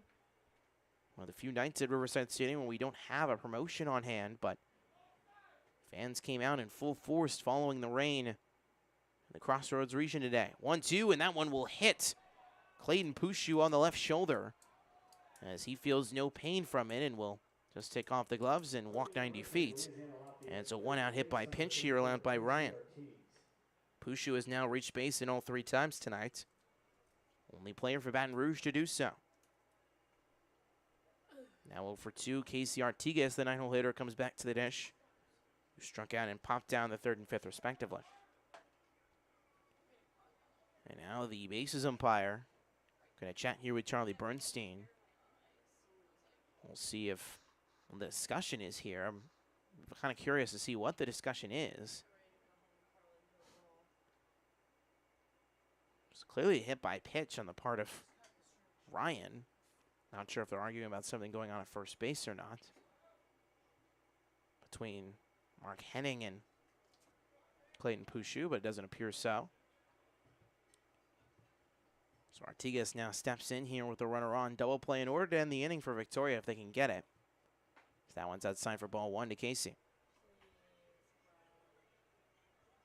We approach the 10 o'clock hour here in the Central Time Zone in the Crossroads.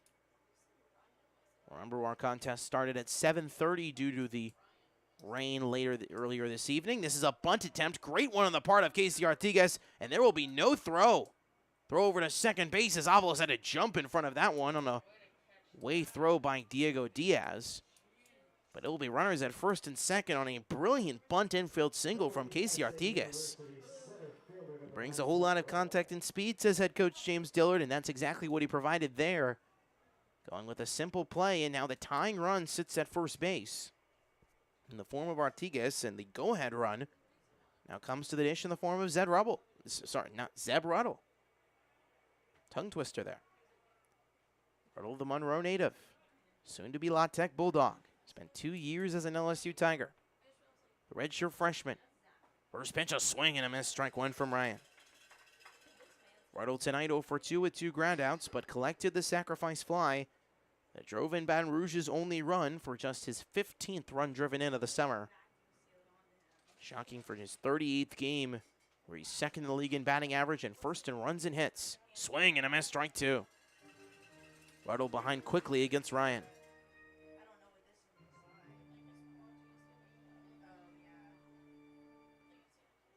Remember, double play still does end the inning. A whole lot of outs at different bases.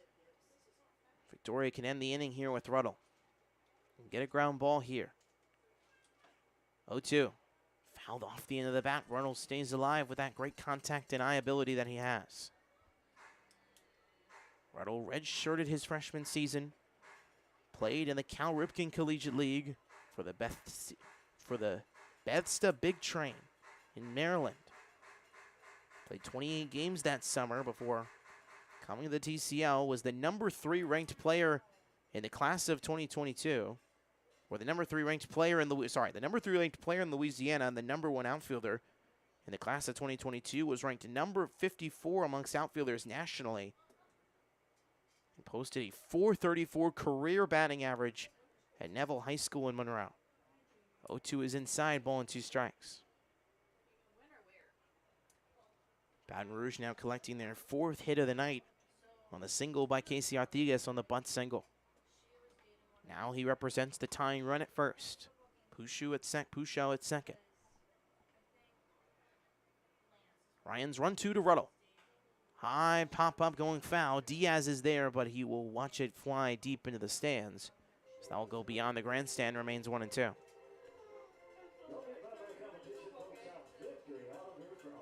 Victoria, if they can hold on to this victory, can claim a ninth 30-plus win season in franchise history. They're second in the last 5 years, and they're second in a row after a 33-17 campaign a summer ago.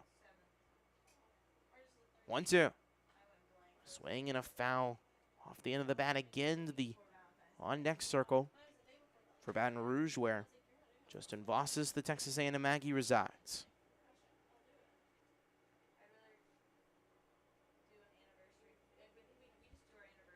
Quiet Riverside Stadium with Ruddle awaiting this 1-2 pitch again from Zach Ryan.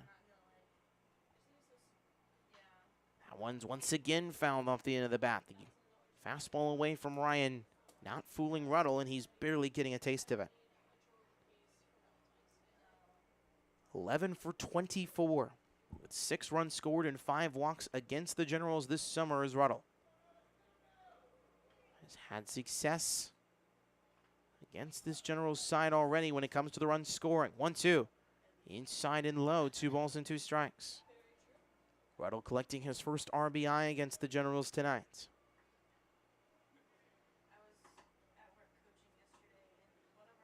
Zach Ryan coming in to replace Kamar Dove. And now in a jam here with 1 away. Ground ball could end the inning on a double play if Ruddle can do so. Ryan's 2-2. Swing and a miss, strike 3. He goes around swinging as Ryan collects a massive out number 2 and leaves the runners at first and second respectively. Now an out any base ends the inning with Justin Vosses coming to the dish, who's reached base twice and is 1 for 2 with a single back in the 5th and walked back in the 3rd. Also lined out tonight. The A&M Aggie now resting on his shoulders to keep this inning alive here in the 7th. Outside corner, strike 1 from Ryan. Baton Rouge trying to get a 20th victory of the summer. Get to above 500 for the first time since June. The 0-1. Outside corner, called strike 2. 2 sliders that catch the outside half against the right-hand hitting Vosses. Strike away from escaping the jam is Ryan. The tying run at first base, the 0-2. Grounded just foul. James Dillard making the barehanded catch. Dillard representing as the third base coach for Baton Rouge tonight. He's pitching coach Cody Jamison at first base.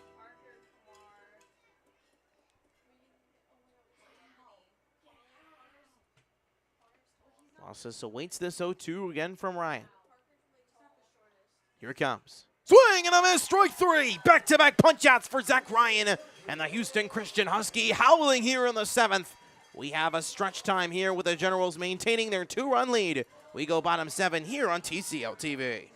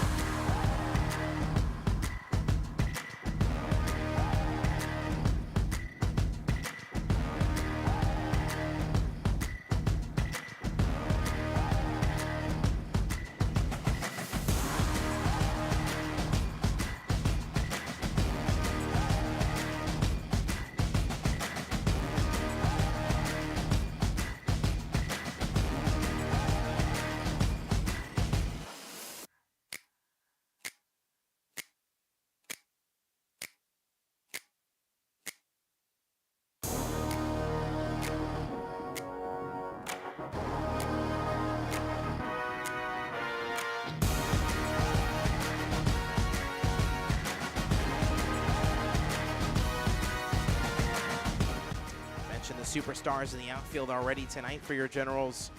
Clark, Whitfield, Bragg, Nickens, and Broussard establish what is probably the best and deepest outfield across the TCL, led, of course, by Bragg, the two-time TCL Player of the Week, the possible front-runner for TCL Player of the Year. We come back bottom 7. New man on the mound for Baton Rouge, his third different arm for James Dillard. Jackson Lowe replacing his fellow Jackson in Jackson Hossey, as Lowe, the sophomore out of Hill College, 6'1" at 160. Stands Lowe, as Lowe coming into tonight 1-2 with a 5.78 ERA and 5 appearances, including a start. 9 1/3 innings pitched, 6 hits, 10 walks, 4 punch-outs for Lowe. Faced the Generals back on July 11th in that 9-3 loss at home. Through an inning of relief, gave up 2 runs, 1 earned, 1 hit, and 2 walks, no strikeouts. And 8 batters faced against Victoria in that home defeat 9-3, as he will face the top of the order here, bottom 7, with Anthony Avalos leading things off, as he already has taken a ball, with Lowe working fairly quickly to start. That's a high fly ball foul. Lowe's one start coming in a victory for the Baton Rouge Rougarou back on July 14th, a victory over Acadiana, 3-2. Or actually, no, sorry, that was actually June 29th. Sorry, my apologies. Through 5 innings, gave up 2 runs, 2 hits, 6 walks, and 4 strikeouts. As that is a wary throw from the catcher Grant Mangrum, who remains behind the dish for Baton Rouge. 1-2 is the count here. Avalos behind. Anthony 1 for 2 on the night with the RBI double back in the 4th. As he lines this one to left, and that will get through the 5-6 hole for a base hit. Avalos 2 for 3 on the night. He's reached base 3 times. Leads things off with a base hit here in the 7th. As Damian Whitfield now comes back to the dish. Whitfield has reached base each of his last 2 tries on walks, as he is now tied with Zeb Ruddle for 35 walks this summer. Whitfield also has scored tonight, scoring Victoria's 2nd of their 3 runs back in the 3rd. All 3 of Victoria's runs, if you're just joining us, coming in the 2nd, 3rd, and 4th, respectively. Baton Rouge is coming on a sacrifice fly by Zeb Ruddle in the top of the 5th. Hit by Avalos, the 2nd of his night, and the 3rd for Victoria overall. Whitfield shows bunt, pulls back, ball 1. Victoria looking for some much-needed insurance, but they hold on to this 2-run lead. And we'll see how long Michael Oros, if he wants to have Zach Ryan, who is typically his closer, go the rest of this one with just 6 more outs to get, as the 1-0 is a possible stolen attempt there by Avalos, but he has to go back to first on the foul ball by Whitfield, as he fouls it just off the end of the bat. Would have probably been a stolen base for Ant-Man if that one was a swing and a miss, but Whitfield made contact. 3 runs on 3 hits, no errors, and 6 runners left on for Victoria. They've had runners out on the base paths in each of the last 2 innings, though. Double play grounded into in the 6th, and then a caught stealing to end the 5th.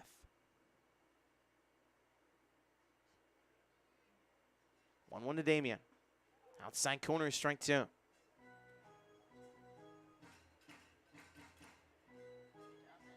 Generals with this victory trying to get to 9 games over 500 in the 2nd half.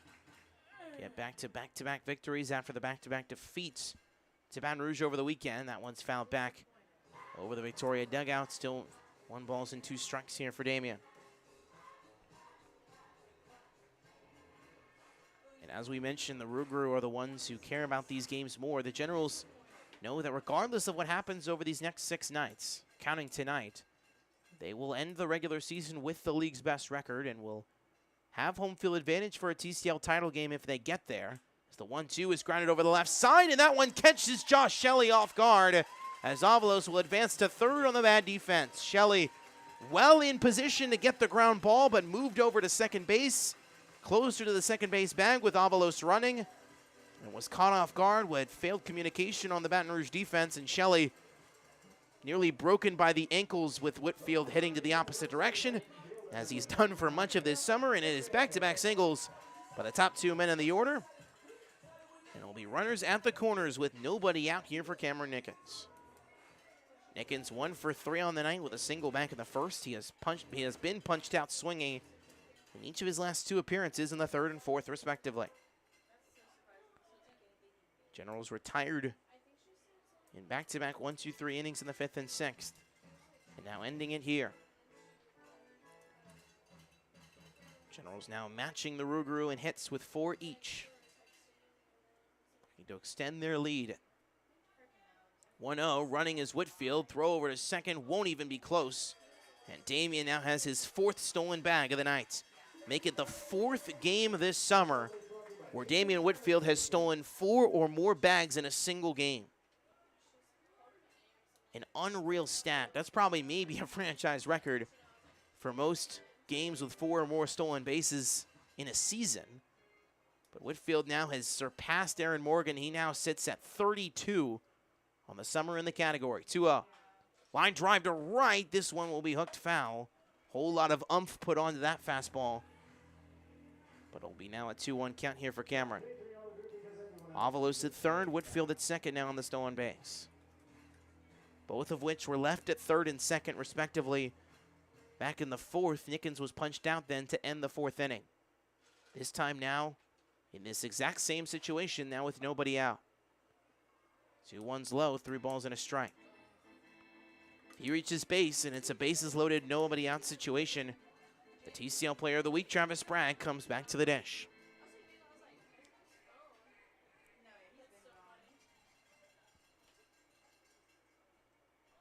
Jackson Lowe's 3-1 will not be thrown. It's a pickoff attempt to second, and it's another one over to third as they play hot potato with the baseball on the left side of the infield. But both Josh Shelley and Casey Artigas at short and third base, respectively, were both off of their respective bases and nearly had to receive wild throws. But both Whitfield and Avalos with huge leads. 3-1. Line drive into right center field. This looks like it will drop. It will. Avalos will come in to score. Whitfield is being given the green light. Bobble is bobbled by Ruddle at center field. And Nickens will drive in both runs. It's a 2 RBI double. Victoria doubles the lead. It's 5-1. Cameron Nickens extending his RBI total in the month of July to a staggering 15 runs driven in the month of July, 19 on the summer in total, 15 of the 19 since the calendar turned, as Cameron Nickens will be credited with both RBIs. It will now be a runner at second base. There is still nobody out in this 7th inning. And Victoria now expanding its lead to 5-1 as Travis Bragg comes to the dish with a chance to keep adding. Bragg 0 for 2 of the night with 2 punch-outs as well. Was walked in the 3rd, got all the way to second base, couldn't advance farther. Avalos and Whitfield coming home to score. Whitfield has now scored twice tonight. Avalos touching home plate for the first time tonight. First pitch. Outside corner, low ball 1 to Bragg.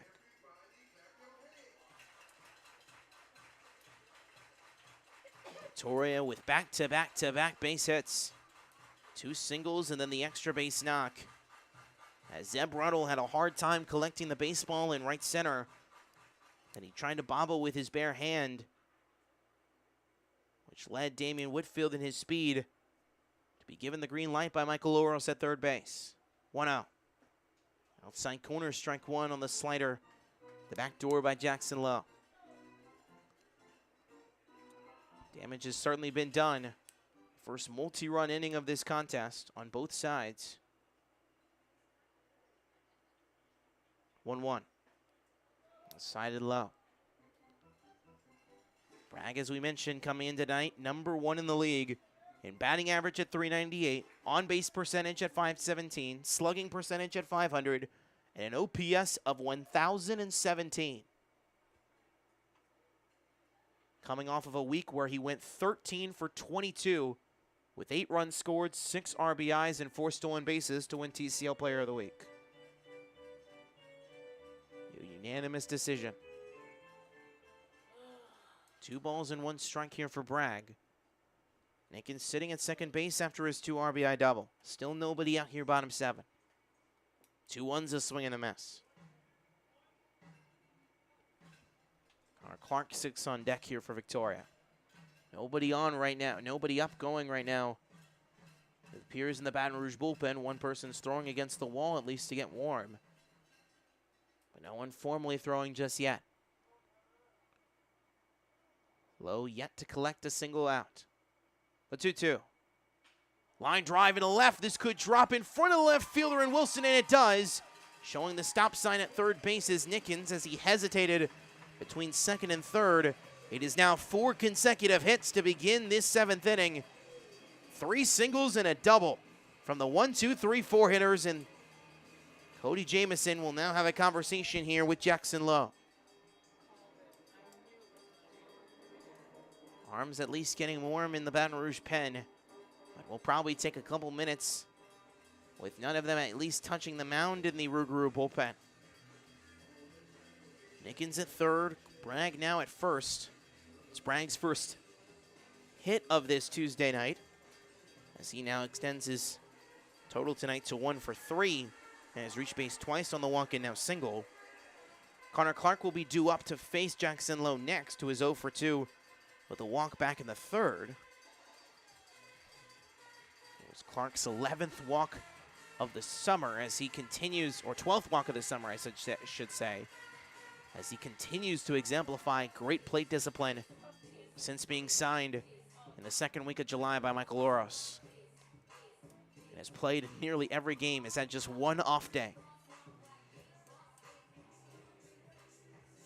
Also with these 4 hits, Victoria now exceeds their hit total over their run total. 5 runs and 6 hits, no errors, and 6 runners left on. 2 runners are currently on right now, and as we mentioned, still nobody out. A double play would still lead to a run scoring if Clark were to ground into one. This inning still far from over. First pitch to Clark. Outside corner, strike 1 on the breaking ball by Lowe. Clark, the Sherman, Texas native. In North Texas, 68 miles north of Dallas. A great series against Seguin where he batted 6 for 14. 9 for 35 coming into tonight this summer. And in total, if you count tonight's totals, he's 9 for 37. With 11 walks, 11 runs, the double. 2 runs driven in, 10 strikeouts, or 11 strikeouts, I should say now. And 8 stolen bags.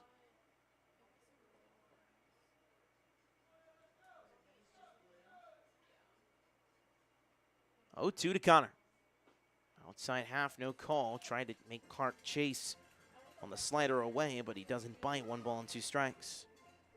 Nickens at third, Bragg at first. Nickens driving in. 2 insurance runs here in the 7th on a RBI double. Bragg running on the 1-2. He fouls this one, does Clark. Bragg will have to go back to first. We sit currently at 10:15 local time here in the Victoria region. And well apart is the only game currently right now across the TCL. The Acadiana Lake Charles suspended due to rain. And Brazos Valley defeating Seguin in just 2.5 hours by a 6-2 final. 1-2. Line drive in the left. Josh Shelley is there. Could be a double play, and it is. Travis Bragg caught off of the first base bag, and it is a 6-3 double play as Josh Shelley corrects his mistake defensively from earlier in the inning and guns down 2 by himself. It's 2 away.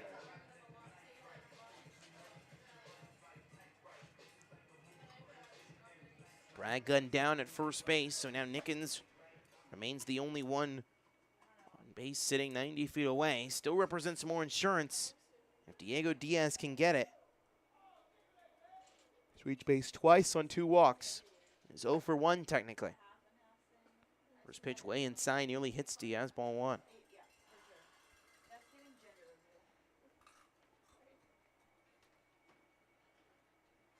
Diego scoring back in the 2nd. Also has a stolen base tonight, does the Roadrunner. 1-0 is fouled back.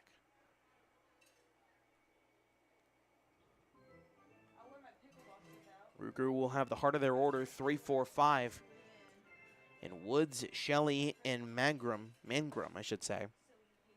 Due up in the top of the 8th to face most likely Zach Ryan. That one's grounded, just fouled down the right field line. Strike away from a game, ending this inning is Jackson Lowe. Diaz looking for one more insurance run to get it to a 5-run lead. Victoria doubling their lead here in the 7th.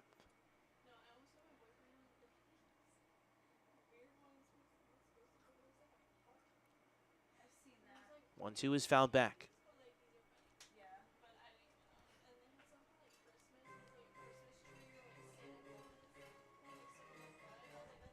Victoria looking to keep the pressure on and put the Baton Rouge Rougarou in a very difficult spot heading into tomorrow, in which they may need to be in must-win mode the rest of this regular season as that one's line drive down to the left field line. Reminder, if the Rougarou fall in this one, they will be 2.5 games back of Acadiana in the second half standings, and will not only need wins, but are also going to possibly need help, as the Cane Cutters were leading 6-1 when their contest was suspended against Lake Charles. If the Cane Cutters win both contests tomorrow, they could be maybe possibly 1 to 2 victories away from claiming that 4th and final spot ahead of Baton Rouge. 1-2 to Diego. Outside corner, called strike 3, inning over. So Cameron Nickens is left at third base, but he drives in 2 runs to double the lead. It is now 5-1. We head to the 8th. Victoria with a much more comfortable lead for Zach Ryan as he comes back to the mound on the other side.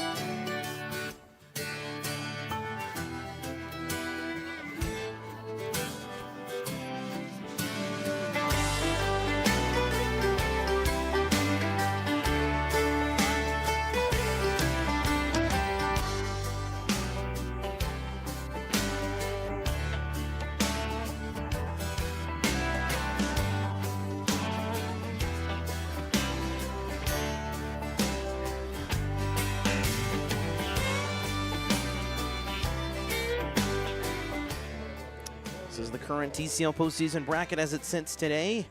As you can see, 1 spot remains empty. The Acadiana Cane Cutters hold on to that second semifinal spot by 2 games. Could be 2.5 games if Victoria holds on to this victory over Baton Rouge, who remains sitting on the outside looking in. Bombers General, as we know, will be semifinal in the Texas side of the bracket come next week. We head to the top of the 8th. 3-4-5 will be due up for the Victoria Generals. Hal Perez has come into this game. He's embracing much more of a defensive pinch hitting role, and will now be replacing Dylan Flores the rest of the way, as Flores, his night is done and is replaced by the UH Victoria Puerto Rican and hometown player. It's a swing and a miss for strike 1 from Peyton Woods, who is 0 for 3 in the 3-hole tonight for the Rougarou. With Perez now sitting behind the dish, replacing Flores. Outside for ball 1. Zach Ryan possibly looking to get a 9-out, soon-to-be save. With the 2 runs by Cameron Nickens produced on that double, it is no longer a save situation, technically, as that one's on the outside corner for strike 2. So technically, Ryan will not get credit for the save unless the Rougarou score at least 1 more run. Probably would prefer less the save situation, as that's a check swing. Woods went around for strike 3. 3 consecutive strikeouts for Zach Ryan.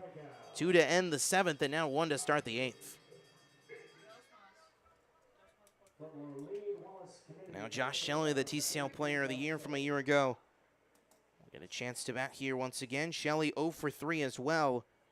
A strikeout, pop out, and ground out in the 2nd, 4th, and 6th, respectively. He's batted in every other inning tonight. On the inside at the knees, just low, ball and no strikes. Bottom of the order, and Henning, Perez, and Mendoza Jr. will be due up bottom 8 for your Generals. Swing and a miss, strike 1. Baton Rouge, a unique offense for sure. They came into tonight with the fewest hits in the league as a team at 274, but tied for 3rd in the league with Lake Charles when it comes to runs scored, with 219 runs scored.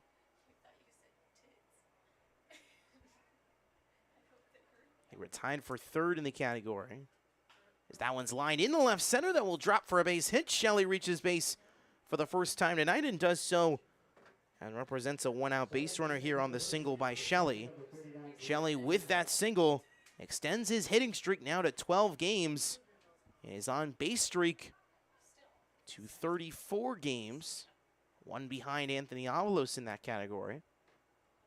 But now extending the hitting streak to 12 now with that base hit. So he at least extends it now with that 1-out base hit here in the 8th. And Grant Mangrum, who's also 0 for 3 with 2 pop-outs and a called strike 3 against him tonight, will come up here with 1 out. A double play does end the inning for Victoria, as that one's inside for strike 1 down Main Street.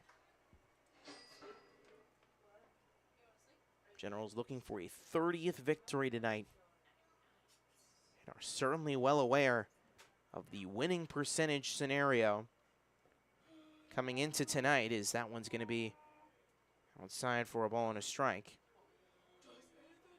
Coming into tonight, Victoria overall has a winning percentage of 77.707. You would look on a standing screen as that's a swing and a miss for strike 2. If you remember from a summer ago, Victoria broke their franchise record for winning percentage a summer ago with a winning percentage in the 670s.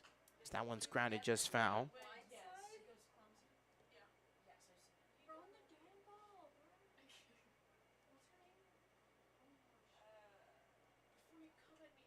One and 2 is the count here for Mangrum against Ryan. Great crowd on hand here in Riverside on this Tuesday night. One of the few non-promotion nights here at the ballpark, but certainly a great turnout from fans to begin this final week of the regular season with 4 contests at home, as that's a swing and a miss for strike 3. 2 strikeouts here in this 8th inning, 4 consecutive outs being strikeouts for Zach Ryan. He's got 4 in just 1 2/3 innings of work.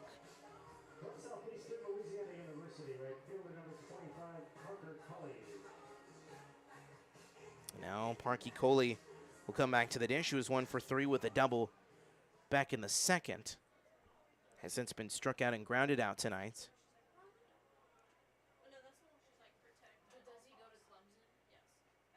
So that one is just low and outside. 1 ball and no strikes from Ryan.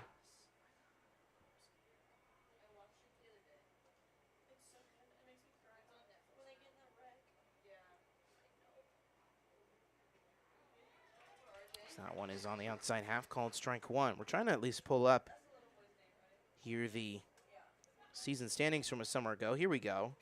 The overall winning percentage last year was 33-17 and a winning percentage of 660, as that's going to be a stolen base for Josh Shelley as he collects one here with 2 gone here in the 8th, as he now sits at second base. Coley ahead in the count 2-1, but as we mentioned, last year the Generals set a winning percentage record with a 660 winning percentage. They are currently 47 points ahead of it at 77. .707 currently is the winning percentage. Would obviously get higher with a victory tonight. That's a wild pitch now by Ryan that now advances Shelley, as now Shelley is advanced on a stolen base and wild pitch now on back-to-back pitches. It's a 3-1 count now here for Coley. And now Shelley, who singled with 1 out here in this 8th inning, now sits 90 feet away. Shelley, by the way, the 5th hit of the night for Baton Rouge, sitting 1 behind Victoria in the hit category, 6-5. 4 runs behind in the run category, and that's all that matters.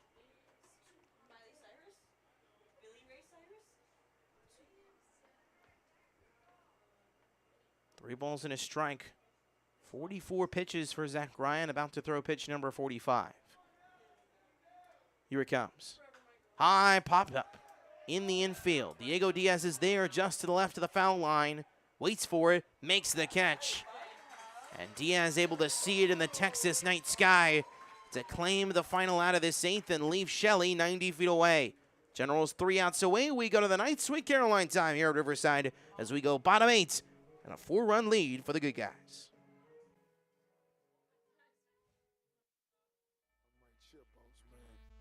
I got this, yeah.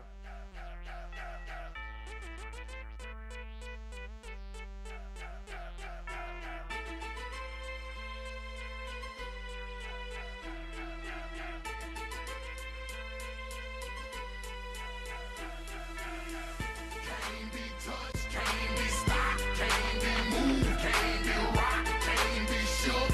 We hot. When will you niggas learn? Came to get crunk, came to bring life, came to get started, came to get right. Turn down the music, turn up my mic. When will you niggas learn? I mean, when I speak, I do as I say. I hustle, I grind, don't get in my way. I'm pimping my hoes, I'm jacking my foes. I spit at police, conduct my POs. I ain't going to court, you can call a judge. Tell him kiss my ass, cause I ain't gon' bug. And I ain't going back to lock up. You're trying to Glock to pop up. I ain't going back to broke, and I'm never gon' stop the puffin'. Not for nothing, the block they need me, the streets they need me. The club scene, nigga, it's mine, believe me. You don't believe me? Can't be touched, can't be stopped, can't be moved, can't be rocked, can't be shook. We hot. When will you niggas learn? Came to get crunk, came to bring life, came to get started, came to get right. Turn down the music, turn up my mic. When will you niggas learn? Open your hearts for me, look what I got for you. You in the presence of greatness, I make it hot for you. Pass the rock to me, block it, I run with it. Here for the game and all the pussy that come with it. So full of focus, I'm insisting on keeping it going. The franchise, I exist in a league of my own. Expect attention, I'm familiar with being ignored. The true back, painted, locking and closing the door. Brick wall in the road, I won't Back move. here with our good friend Roy Jones Jr., who leads us in. We go bottom of the 8th, as it will be a 5-1 lead for your Victoria Generals. You are watching Victoria Generals baseball exclusively on TCL TV. As we head now to the bottom of the 8th inning, Sweet Caroline loudly played here at Riverside Stadium once again, with the Generals currently leading 5-1. New man on the mound for Baton Rouge as we head to the bottom of the 8th inning. It is Trey Maker who comes in, the Pearland, Texas native, just south of Houston, currently at Fordham University out on the East Coast. The senior 6'2", 210, the lefty southpaw, making his Rougarou debut 2 weeks ago against Victoria on July 12th in what was a 7-6 defeat by Baton Rouge, as Victoria was able to win by the skin of their teeth in that contest at Pete Goldsby Field. He threw an inning in a third, allowed a run, 2 hits, 3 walks, and a strikeout, or collected a strikeout in just 9 batters faced.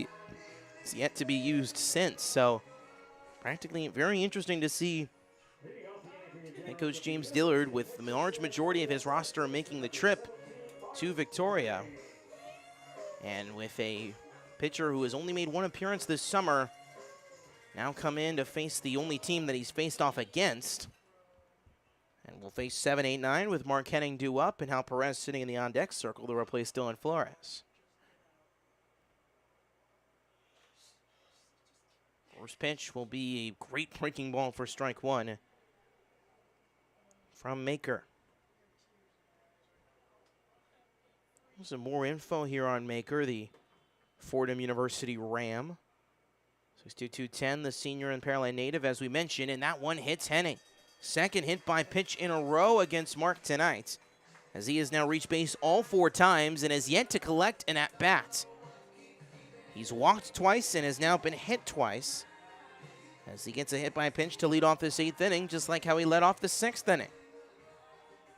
So now Hal Perez will come in as he replaces Dylan Flores. Flores, who finishes the night 0 for 2 with the sacrifice fly that drove in Victoria's first run. So he walks away with an RBI tonight, but Perez will now come in to replace him.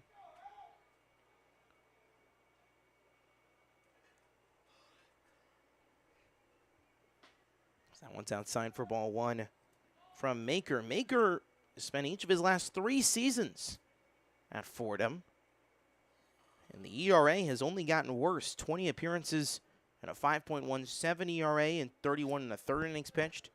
Only threw 6 2/3 in 2023. So that one's bunted by Perez foul. It's a ball and a strike. Had a 9.45 ERA. And then last season, Maker only throwing 8 1/3 innings pitched. Went 0 for 2 in those 9 appearances and gave up 20 runs, 18 of which earned in 8 innings. Which obviously, if that makes sense, that's nearly twice as many runs allowed as innings pitched. And obviously, in that kind of a situation, your ERA is inflated so high it's unrealistic. So that one's now a 2-1 count here from Trey Maker. Maker now for the first time coming back to his home roots, back not that far down the road from his hometown, 2 hours southwest of Pearland. He's ahead or behind 2 balls and a strike with Henning already sitting at first base. Calling timeout is Perez. 1 run on 5 hits and an error. And 8 runners left on for Baton Rouge. 5 runs on 6 hits, no errors, and 7 runners left on for Victoria. 2-1. Great breaking ball, no call, 3 balls and a strike. Perez with a good eye there, and the 9-hole hitter Mario Mendoza Jr. lurking.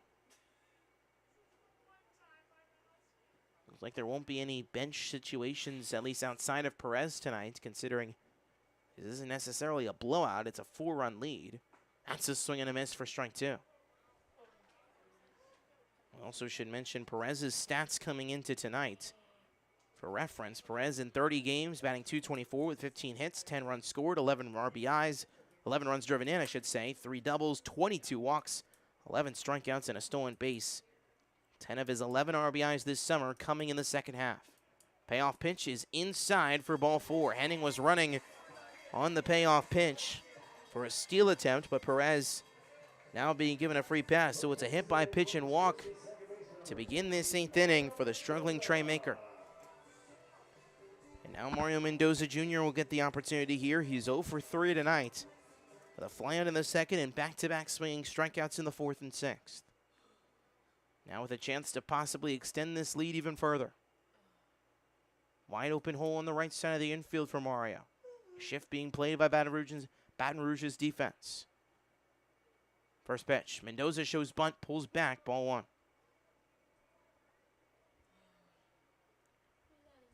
Mendoza with a 4 for 8 stretch last weekend in the 2 games at Baton Rouge at Pete Goolsbee Field. And the night of his summer back on Thursday against Seguin last week here at Riverside, where he went 3 for 3 and drove in 3 runs. 3 of his 4 all this summer, all 4 of which coming in the last week. 1-0, another showing bunt. Will go foul and will hit the netting. Victoria will be back here for game 2 of this series. With a 7:05 first pitch, we at least hope. We are expecting more rainfall tomorrow in the Crossroads region. So we are hoping for possibly not another delay that push this game back nearly 40 minutes tonight from its original start time, starting around 7:40. Hopefully we'll be able to start on time tomorrow here for game 2 of the series. 1-1, Mendoza shows bunt again, but it goes low, 2 balls and a strike. Top of the order sits on deck in the form of Anthony Avalos.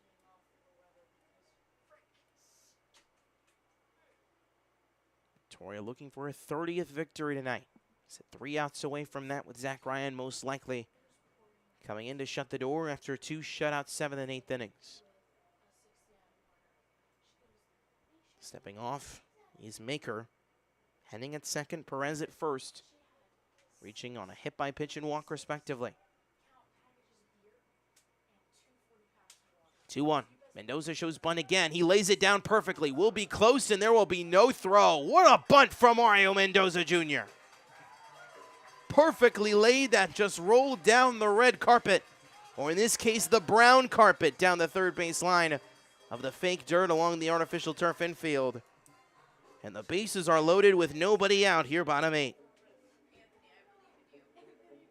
And now Anthony Avalos will now come in a bases loaded, nobody out situation. He already has driven in a run tonight on his RBI double back in the 4th. He scored in the 7th after singling to lead off the 7th inning, and now Grant Mangrum giving some advice to his senior southpaw and Trey Maker, having the struggles of an underclassman, but has a whole lot of veteran experience pitching on the East Coast in a program like Fordham. Heading at third, Perez at second, Mendoza Jr. at first. All three of the bottom three hitters in Michael Loris's order have all reached base here in the 8th. First pitch, outside corner, ball 1. Avalos tonight has reached base each of his last 3 times. He's technically 2 for 3 with the double and single in the RBI. And also a run scored. He was also hit back in the 3rd. Physically hit by a pitch.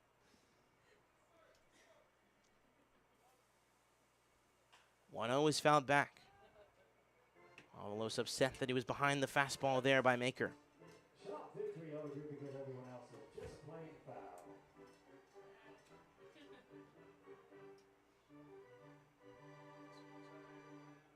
Just past the 10:30 hour, at the bottom of the hour of the 10 o'clock hour, the Central Time Zone here in the Crossroads.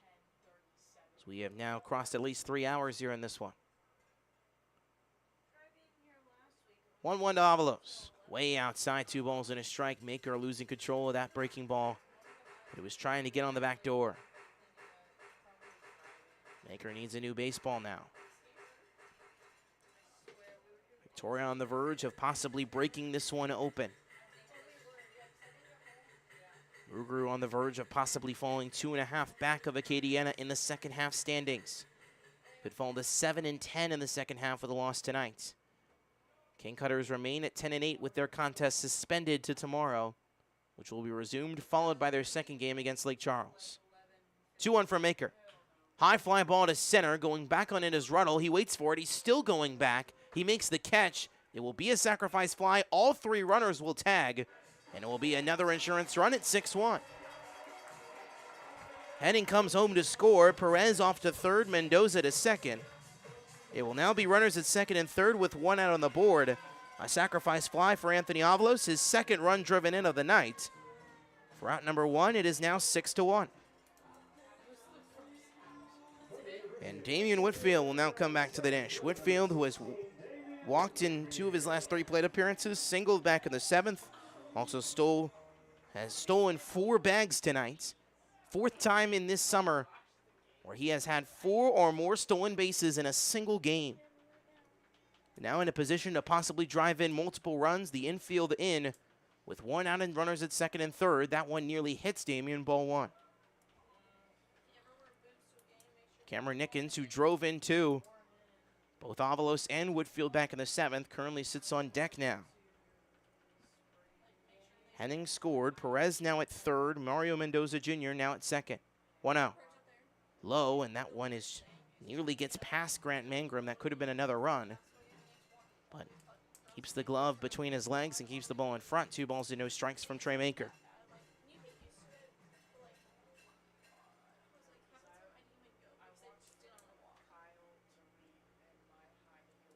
Whitfield's 2-0.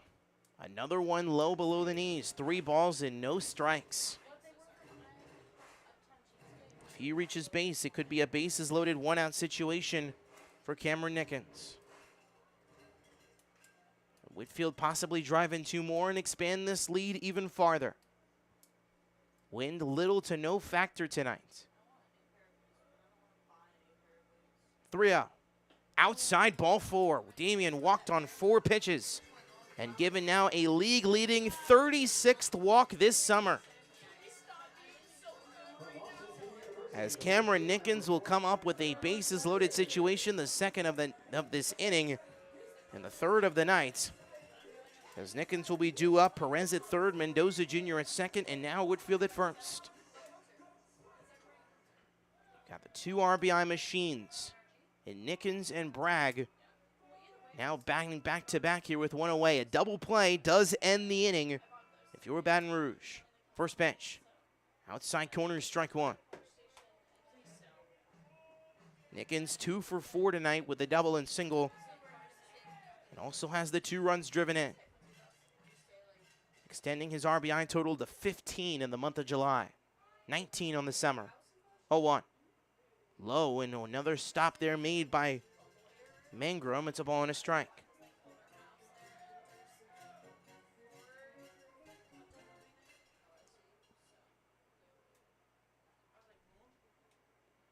Walk, single, and walk is how Perez, Mendoza Jr., and Whitfield reach base. Already 22 pitches for Trey Maker in this inning, in which he's only collected 1 out. And now his hand needs to get more grip of the baseball as he gets a little bit of nerves before throwing this 1-1 to Nickens. Here it comes. Line drive foul off the netting.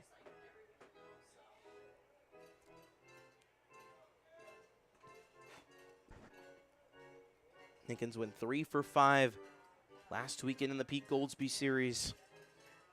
A series in which Baton Rouge won both games against your Generals.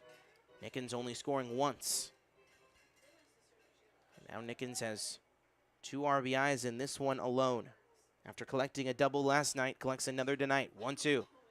Outside and way upstairs, 2 balls, 2 strikes.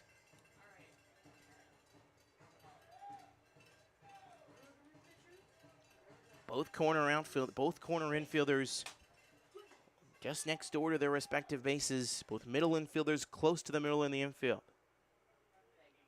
2-2 to Nickens.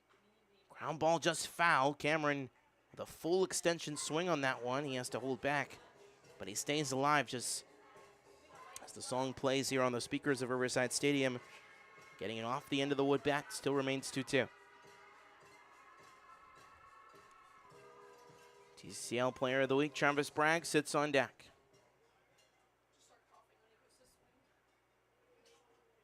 Nickens already has 3 home runs this season. He also has a grand slam on his ledger.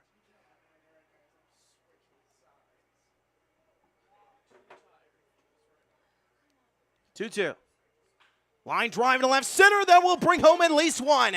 Rounding third and coming home is Mario. Now possibly rounding third and coming home is Damian. There will be a throw at the plate. Will be close. Not in time. Now coming to third is Nickens. He will score. A 5 RBI night for the Austin P. Governor. 9-1 Generals. And the run differential at Riverside Stadium continues to grow. Now at plus 86.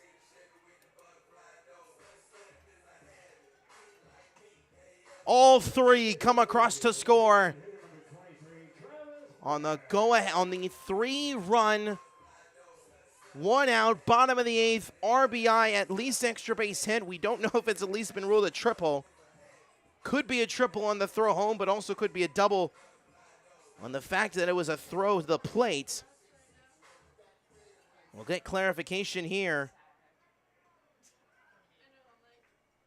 And yes, so it will be a double. It will be a double from Cameron Nickens. All 3 runs count as RBIs. That is now 5 RBIs in the last 2 plate appearances for Cameron. And that one will hit Travis Bragg. Bragg hit on the back end on the first pitch he gets. And it will be runners at the corners with still only 1 out here in this 8th inning. Connor Clark will be due up next.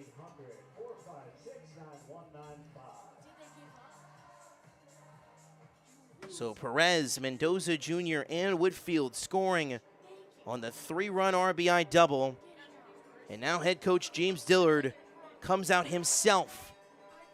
And it looks like we might see the end of the night for Trey Meeker. And it is. Meeker's night is done. He is only able to collect 1 out. And he sees 4 runs come across the dish in this 4th inning. We'll see who comes in here, bottom 8, to get the final 2 outs of this 8th inning. Still runners at the corners with 1 away when we come back.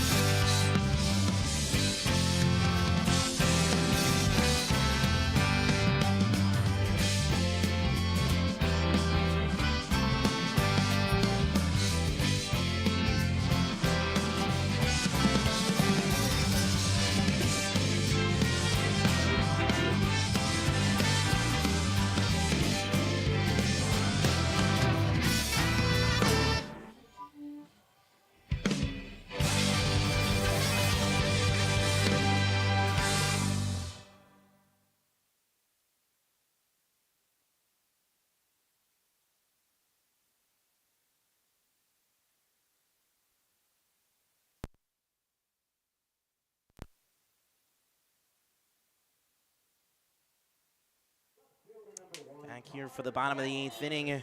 We remain with runners at the corners with one away. The 5th different arm for the Baton Rouge Rougarou has now come up. It is going to be Colin Foyle making his TCL debut, a club pitcher from Elon University, the sophomore and a local Baton Rouge product, standing at 6'1", 180.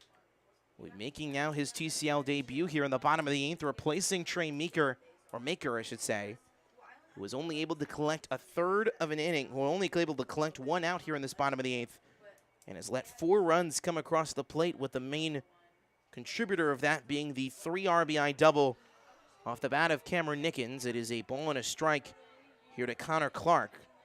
Nickens, who now sits at third, and Bragg, who sits at first base on a hit by pitch, the 2nd of this inning. 1-1. Outside and low, 2 balls and a strike.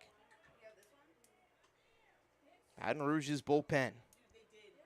Both Jackson Lowe and Trey Meeker allowing 6 combined runs in the 7th and 8th inning to expand this lead in epic proportions for Baton Rouge. This could possibly be a double play that ends the inning, and it will. 6-4-3 double play, and Cameron Nickens is stranded at third base for a 2nd time tonight, but 4 runs come across the dish on just 1 hit, and just 1 runner is left on. We go to the 9th. Victoria in full control, up 9-1. Zach Ryan looking to get the final 3 outs on the other side.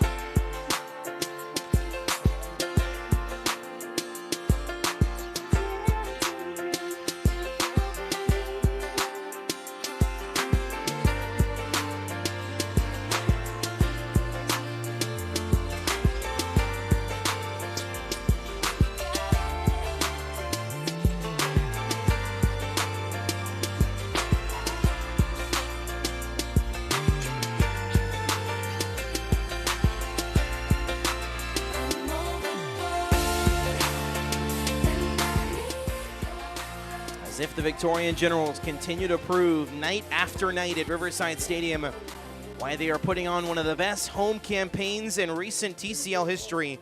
That is the upcoming promotions at Riverside Stadium. Strikeout Cancer Night next Saturday, or this coming Saturday, with the Brazos Valley Bombers in town with pink jerseys and an auction presented by our friends at Citizens Medical Center and TISD.net. And, of course, Game 2 of the Texas semifinals with the Bombers in town again as well. That will be Wednesday, July 31st. Generals could possibly be in a position to advance to the TCL title game in front of the home faithful.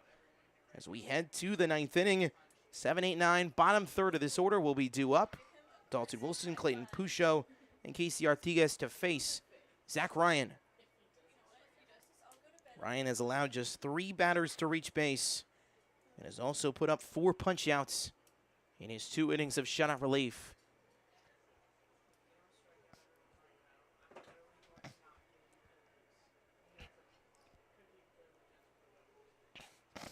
Excuse me. 1 ball and no strikes here for Dalton Wilson, who is 0 for 2 with a walk and run scored back in the 5th. Playing Pucho, who's reached base all 3 times, sits on deck. Baton Rouge 1 run on 5 hits, 2 errors, and has also left 2.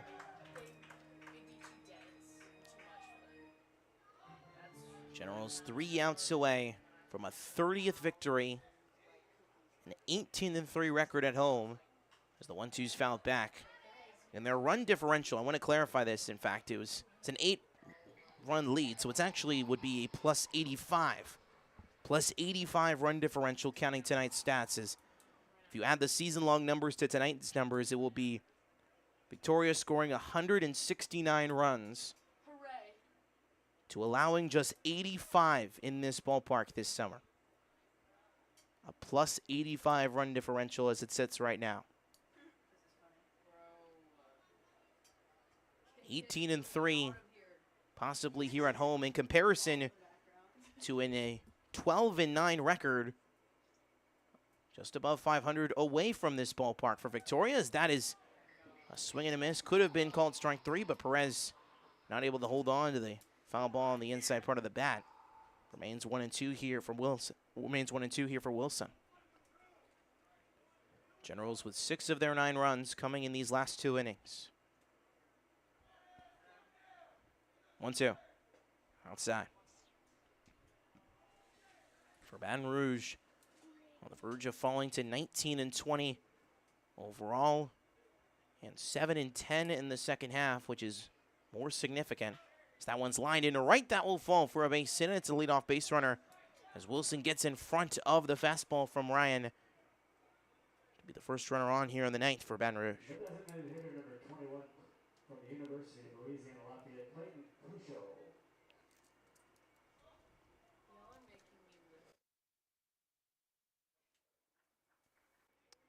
Rouge will be back here to face Ryan now for a second time. Was hit by Ryan the last time he came to the dish. He's been walked, singled, and hit by a pitch tonight. Pouchot probably the most impressive when it comes to reaching base tonight for Baton Rouge. So that one's outside for ball 1. The single by Wilson to begin this 9th inning is Baton Rouge's 6th hit of the night. 5 of their 6 hits being singles. The only one that wasn't was the double by Parker Coley back in the 2nd, which was their first hit of the night. 1-0 is grounded foul. The Rougarou would sit 2.5 back of Acadiana with the loss tonight. And if Acadiana is able to gain ground and possibly win both contests, both the finished contest that started tonight that will finish tomorrow, if they do so that early tomorrow evening and then win the second game of the series, King Cutters could be on the doorstep of a postseason appearance, regardless of what happens in this series. At Riverside, as it's 2 balls and a strike here for Pouchot. Ryan's 2-1. Swing and a miss, strike 2. And then obviously all of the focus then turns to this weekend, in which the Bombers and Generals will face for 4 consecutive nights to end the regular season, and more importantly, will kind of be a test run for both sides. 4 games that don't necessarily matter, that will only impact whatever their regular season records are by the end of the regular season, but will certainly be an evaluation to see which team is better heading into the postseason, as that's a swing and a miss for strike 3. It is Zach Ryan's 5th punch out of the night in just 2 1/3 innings of work, and it's 1 out here in the 9th. Double play ends the ball game. Casey Artigues now comes to the dish with 1 away. He's 1 for 3 with a single back in the 7th. And the perfectly laid bunt single.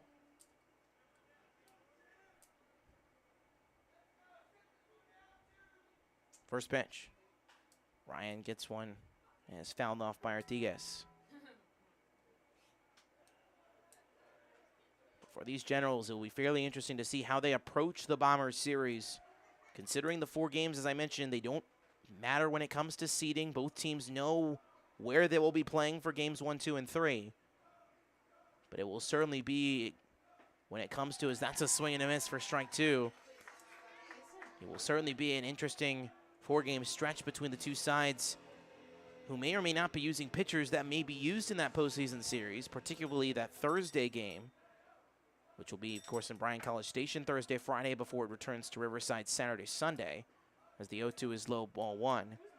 1-2 here from Ryan. As the Victoria Generals players in the dugout are forming a chant there. Not sure what the chant was about. They all seem pretty excited about it. 1 ball and 2 strikes. He's inside and low.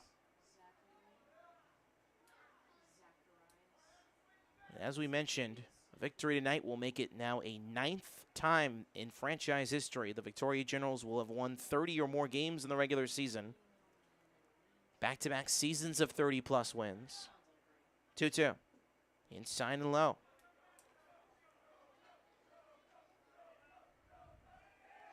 And it looks like that Generals players are chanting at each member of their defense, almost kind of like a roll call, if you will. Almost to get notices from them. As that one's grounded over to the shortstop side. Could be 2, but there won't be a play at second base. Long throw to first, not in time. The speedy Casey Artigas able to showcase the speed. And it is 2 runners on with 1 away here in the 9th. Artigas now 2 for 4 on this Tuesday. 2 singles here in this 9th. So Wilson at second, Artigas at first on 2 singles here in the 9th, and Zeb Ruddle will come back to the dish, who is 0 for 3 tonight. And it looks like, at least, and we'll explain this in just a moment after this first pitch from Ryan that's outside for ball 1, it appears the Generals players are trying to do some sort of roll call with the members of their defense, which obviously is kind of a tradition, if you ever have heard of, obviously, what Yankee fans would do at home games. Yankee fans in the right field bleachers would have a roll call for every single defensive player, where they would basically chant their name until the player recognized the fans chanting. And then once the player recognized the fans chanting, they would then move on to the next player until all 9 players were recognized. And it's a tradition at every Yankee Stadium home game. So looks like Victoria Generals dugout trying to do their own version of that. As it's a 1-1 count here for Ruddle. And now they're all chanting at Mario Mendoza, who recognizes them in the dugout. 1 ball and 1 strike. Dalton Wilson at second, Casey Artigas at first. 1-1 to Ruddle is on the outside corner, no call, 2 balls and a strike. Victoria on the verge of yet another convincing win here at home. Even with just 2 more hits, a double play would end the game. 2-1. Just fouled back to the screen, and that one will go beyond the grandstand and even count. Game 2 of this series, tomorrow night at 7:05. We'll be on the air, 6:50, 6:55. Hopefully we will not have a rain delay situation like we did tonight. We do expect rain in the Crossroads region tomorrow, but keep update with all of your Victoria General social media platforms on Facebook, Twitter, and Instagram for updates about tomorrow's game. Start time, as that is a called strike 3. Back-to-back singles are sandwiched in between strikeouts. The 6th punch-out of the night for Zach Ryan as he continues to rack up the Ks. Now the Generals sit 1 out away with the Texas A&M Aggie Justin Vosses as the final hope for the Rougarou. Vosses has reached base tonight twice. He is 1 for 3 with a walk-in single. Upstairs, ball 1.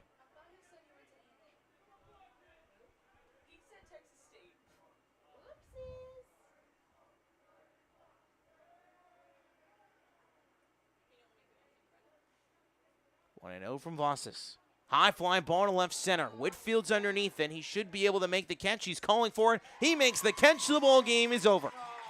The Victoria Generals continue to dominate in front of their home fans. They are 18-3 at home. They are outscoring their opponents at home by plus 85 runs. And they win it tonight in dominating fashion again by a final score of 9-1. Taking care of the Baton Rouge Rougarou and pushing them back to 2.5 games behind the Acadiana King Cutters for the second semifinal spot. As we will update here not only our scorebug, but more importantly, the standing screen that we always leave you with before we sign off. As we mentioned, of course, earlier, Brazos Valley able to pull off a victory tonight to get to 22-17 overall and 12-5 in the second half. But Baton Rouge falling to 19-20, 7-10 in the second half. And more importantly, as we mentioned, 2.5 back in those second half standings. They are now 9.5 back Or yeah, no, 9.5 back officially. Or no, 9 games back, I should say. 9 games back of Baton Rouge.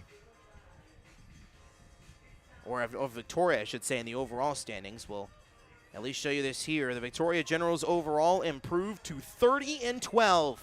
A 9th 30-plus win season and a 2nd consecutive 30-plus win season.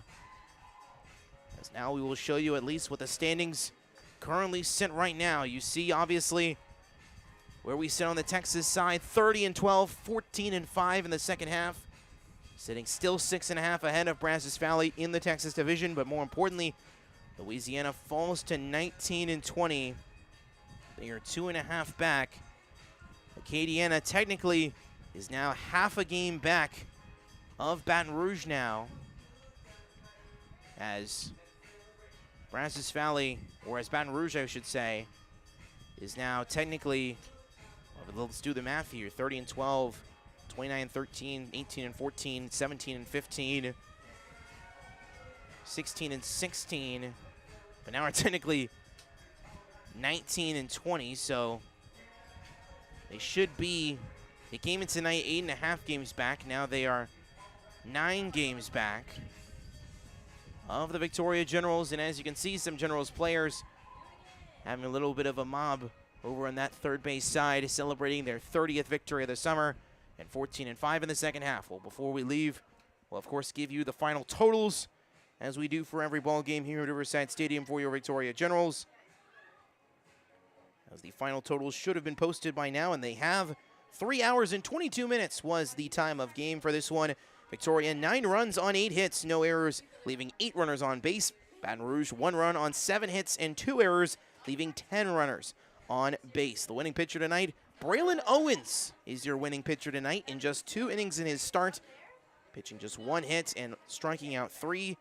Kamar Dove with an impressive 4 innings of relief, allowing 1 run on 2 hits, 3 walks, and 3 strikeouts. And Zach Ryan, 6 punch-outs and 3 innings of relief in innings 7, 8, and 9 shutout innings of relief. Cameron Hardebeck, the loss tonight for Baton Rouge, 3 innings pitched, 1 hit, 2 earned runs, 5 walks, and 3 strikeouts for the Rougarou starter. So once again, 9-1 is your final. That is going to do it for us on this Tuesday night. Once again, we'll be back for Game 2 of this 2-game set between the Baton Rouge Rougarou and Brazos Valley and Victoria Generals, I should say. As the Generals will look to get to win number 31. They will look to get to 20 or 19 games over 500 overall and 15-5 in the second half. And if Victoria can do so, they could possibly put Baton Rouge in a hole that could be too far deep to climb when it comes to getting that second postseason spot. As we once again will leave you with the current bracket as it sits right now. Victoria and Brazos locked in to face each other in the Texas semifinal. Right now it will be Acadiana and Lake Charles. Baton Rouge still on the outside looking in. That will do it for us here from Riverside Stadium. Thank you for all the Generals interns who make this possible, and our General Manager, Mike Yoka. My name is Max Cepeda, signing off here from Riverside Stadium. Final score, your Victoria Generals 9, Victoria Generals 9, Baton Rouge Rougarou 1. We will see you tomorrow for Game 2 of the series, starting at 7:05 on the air.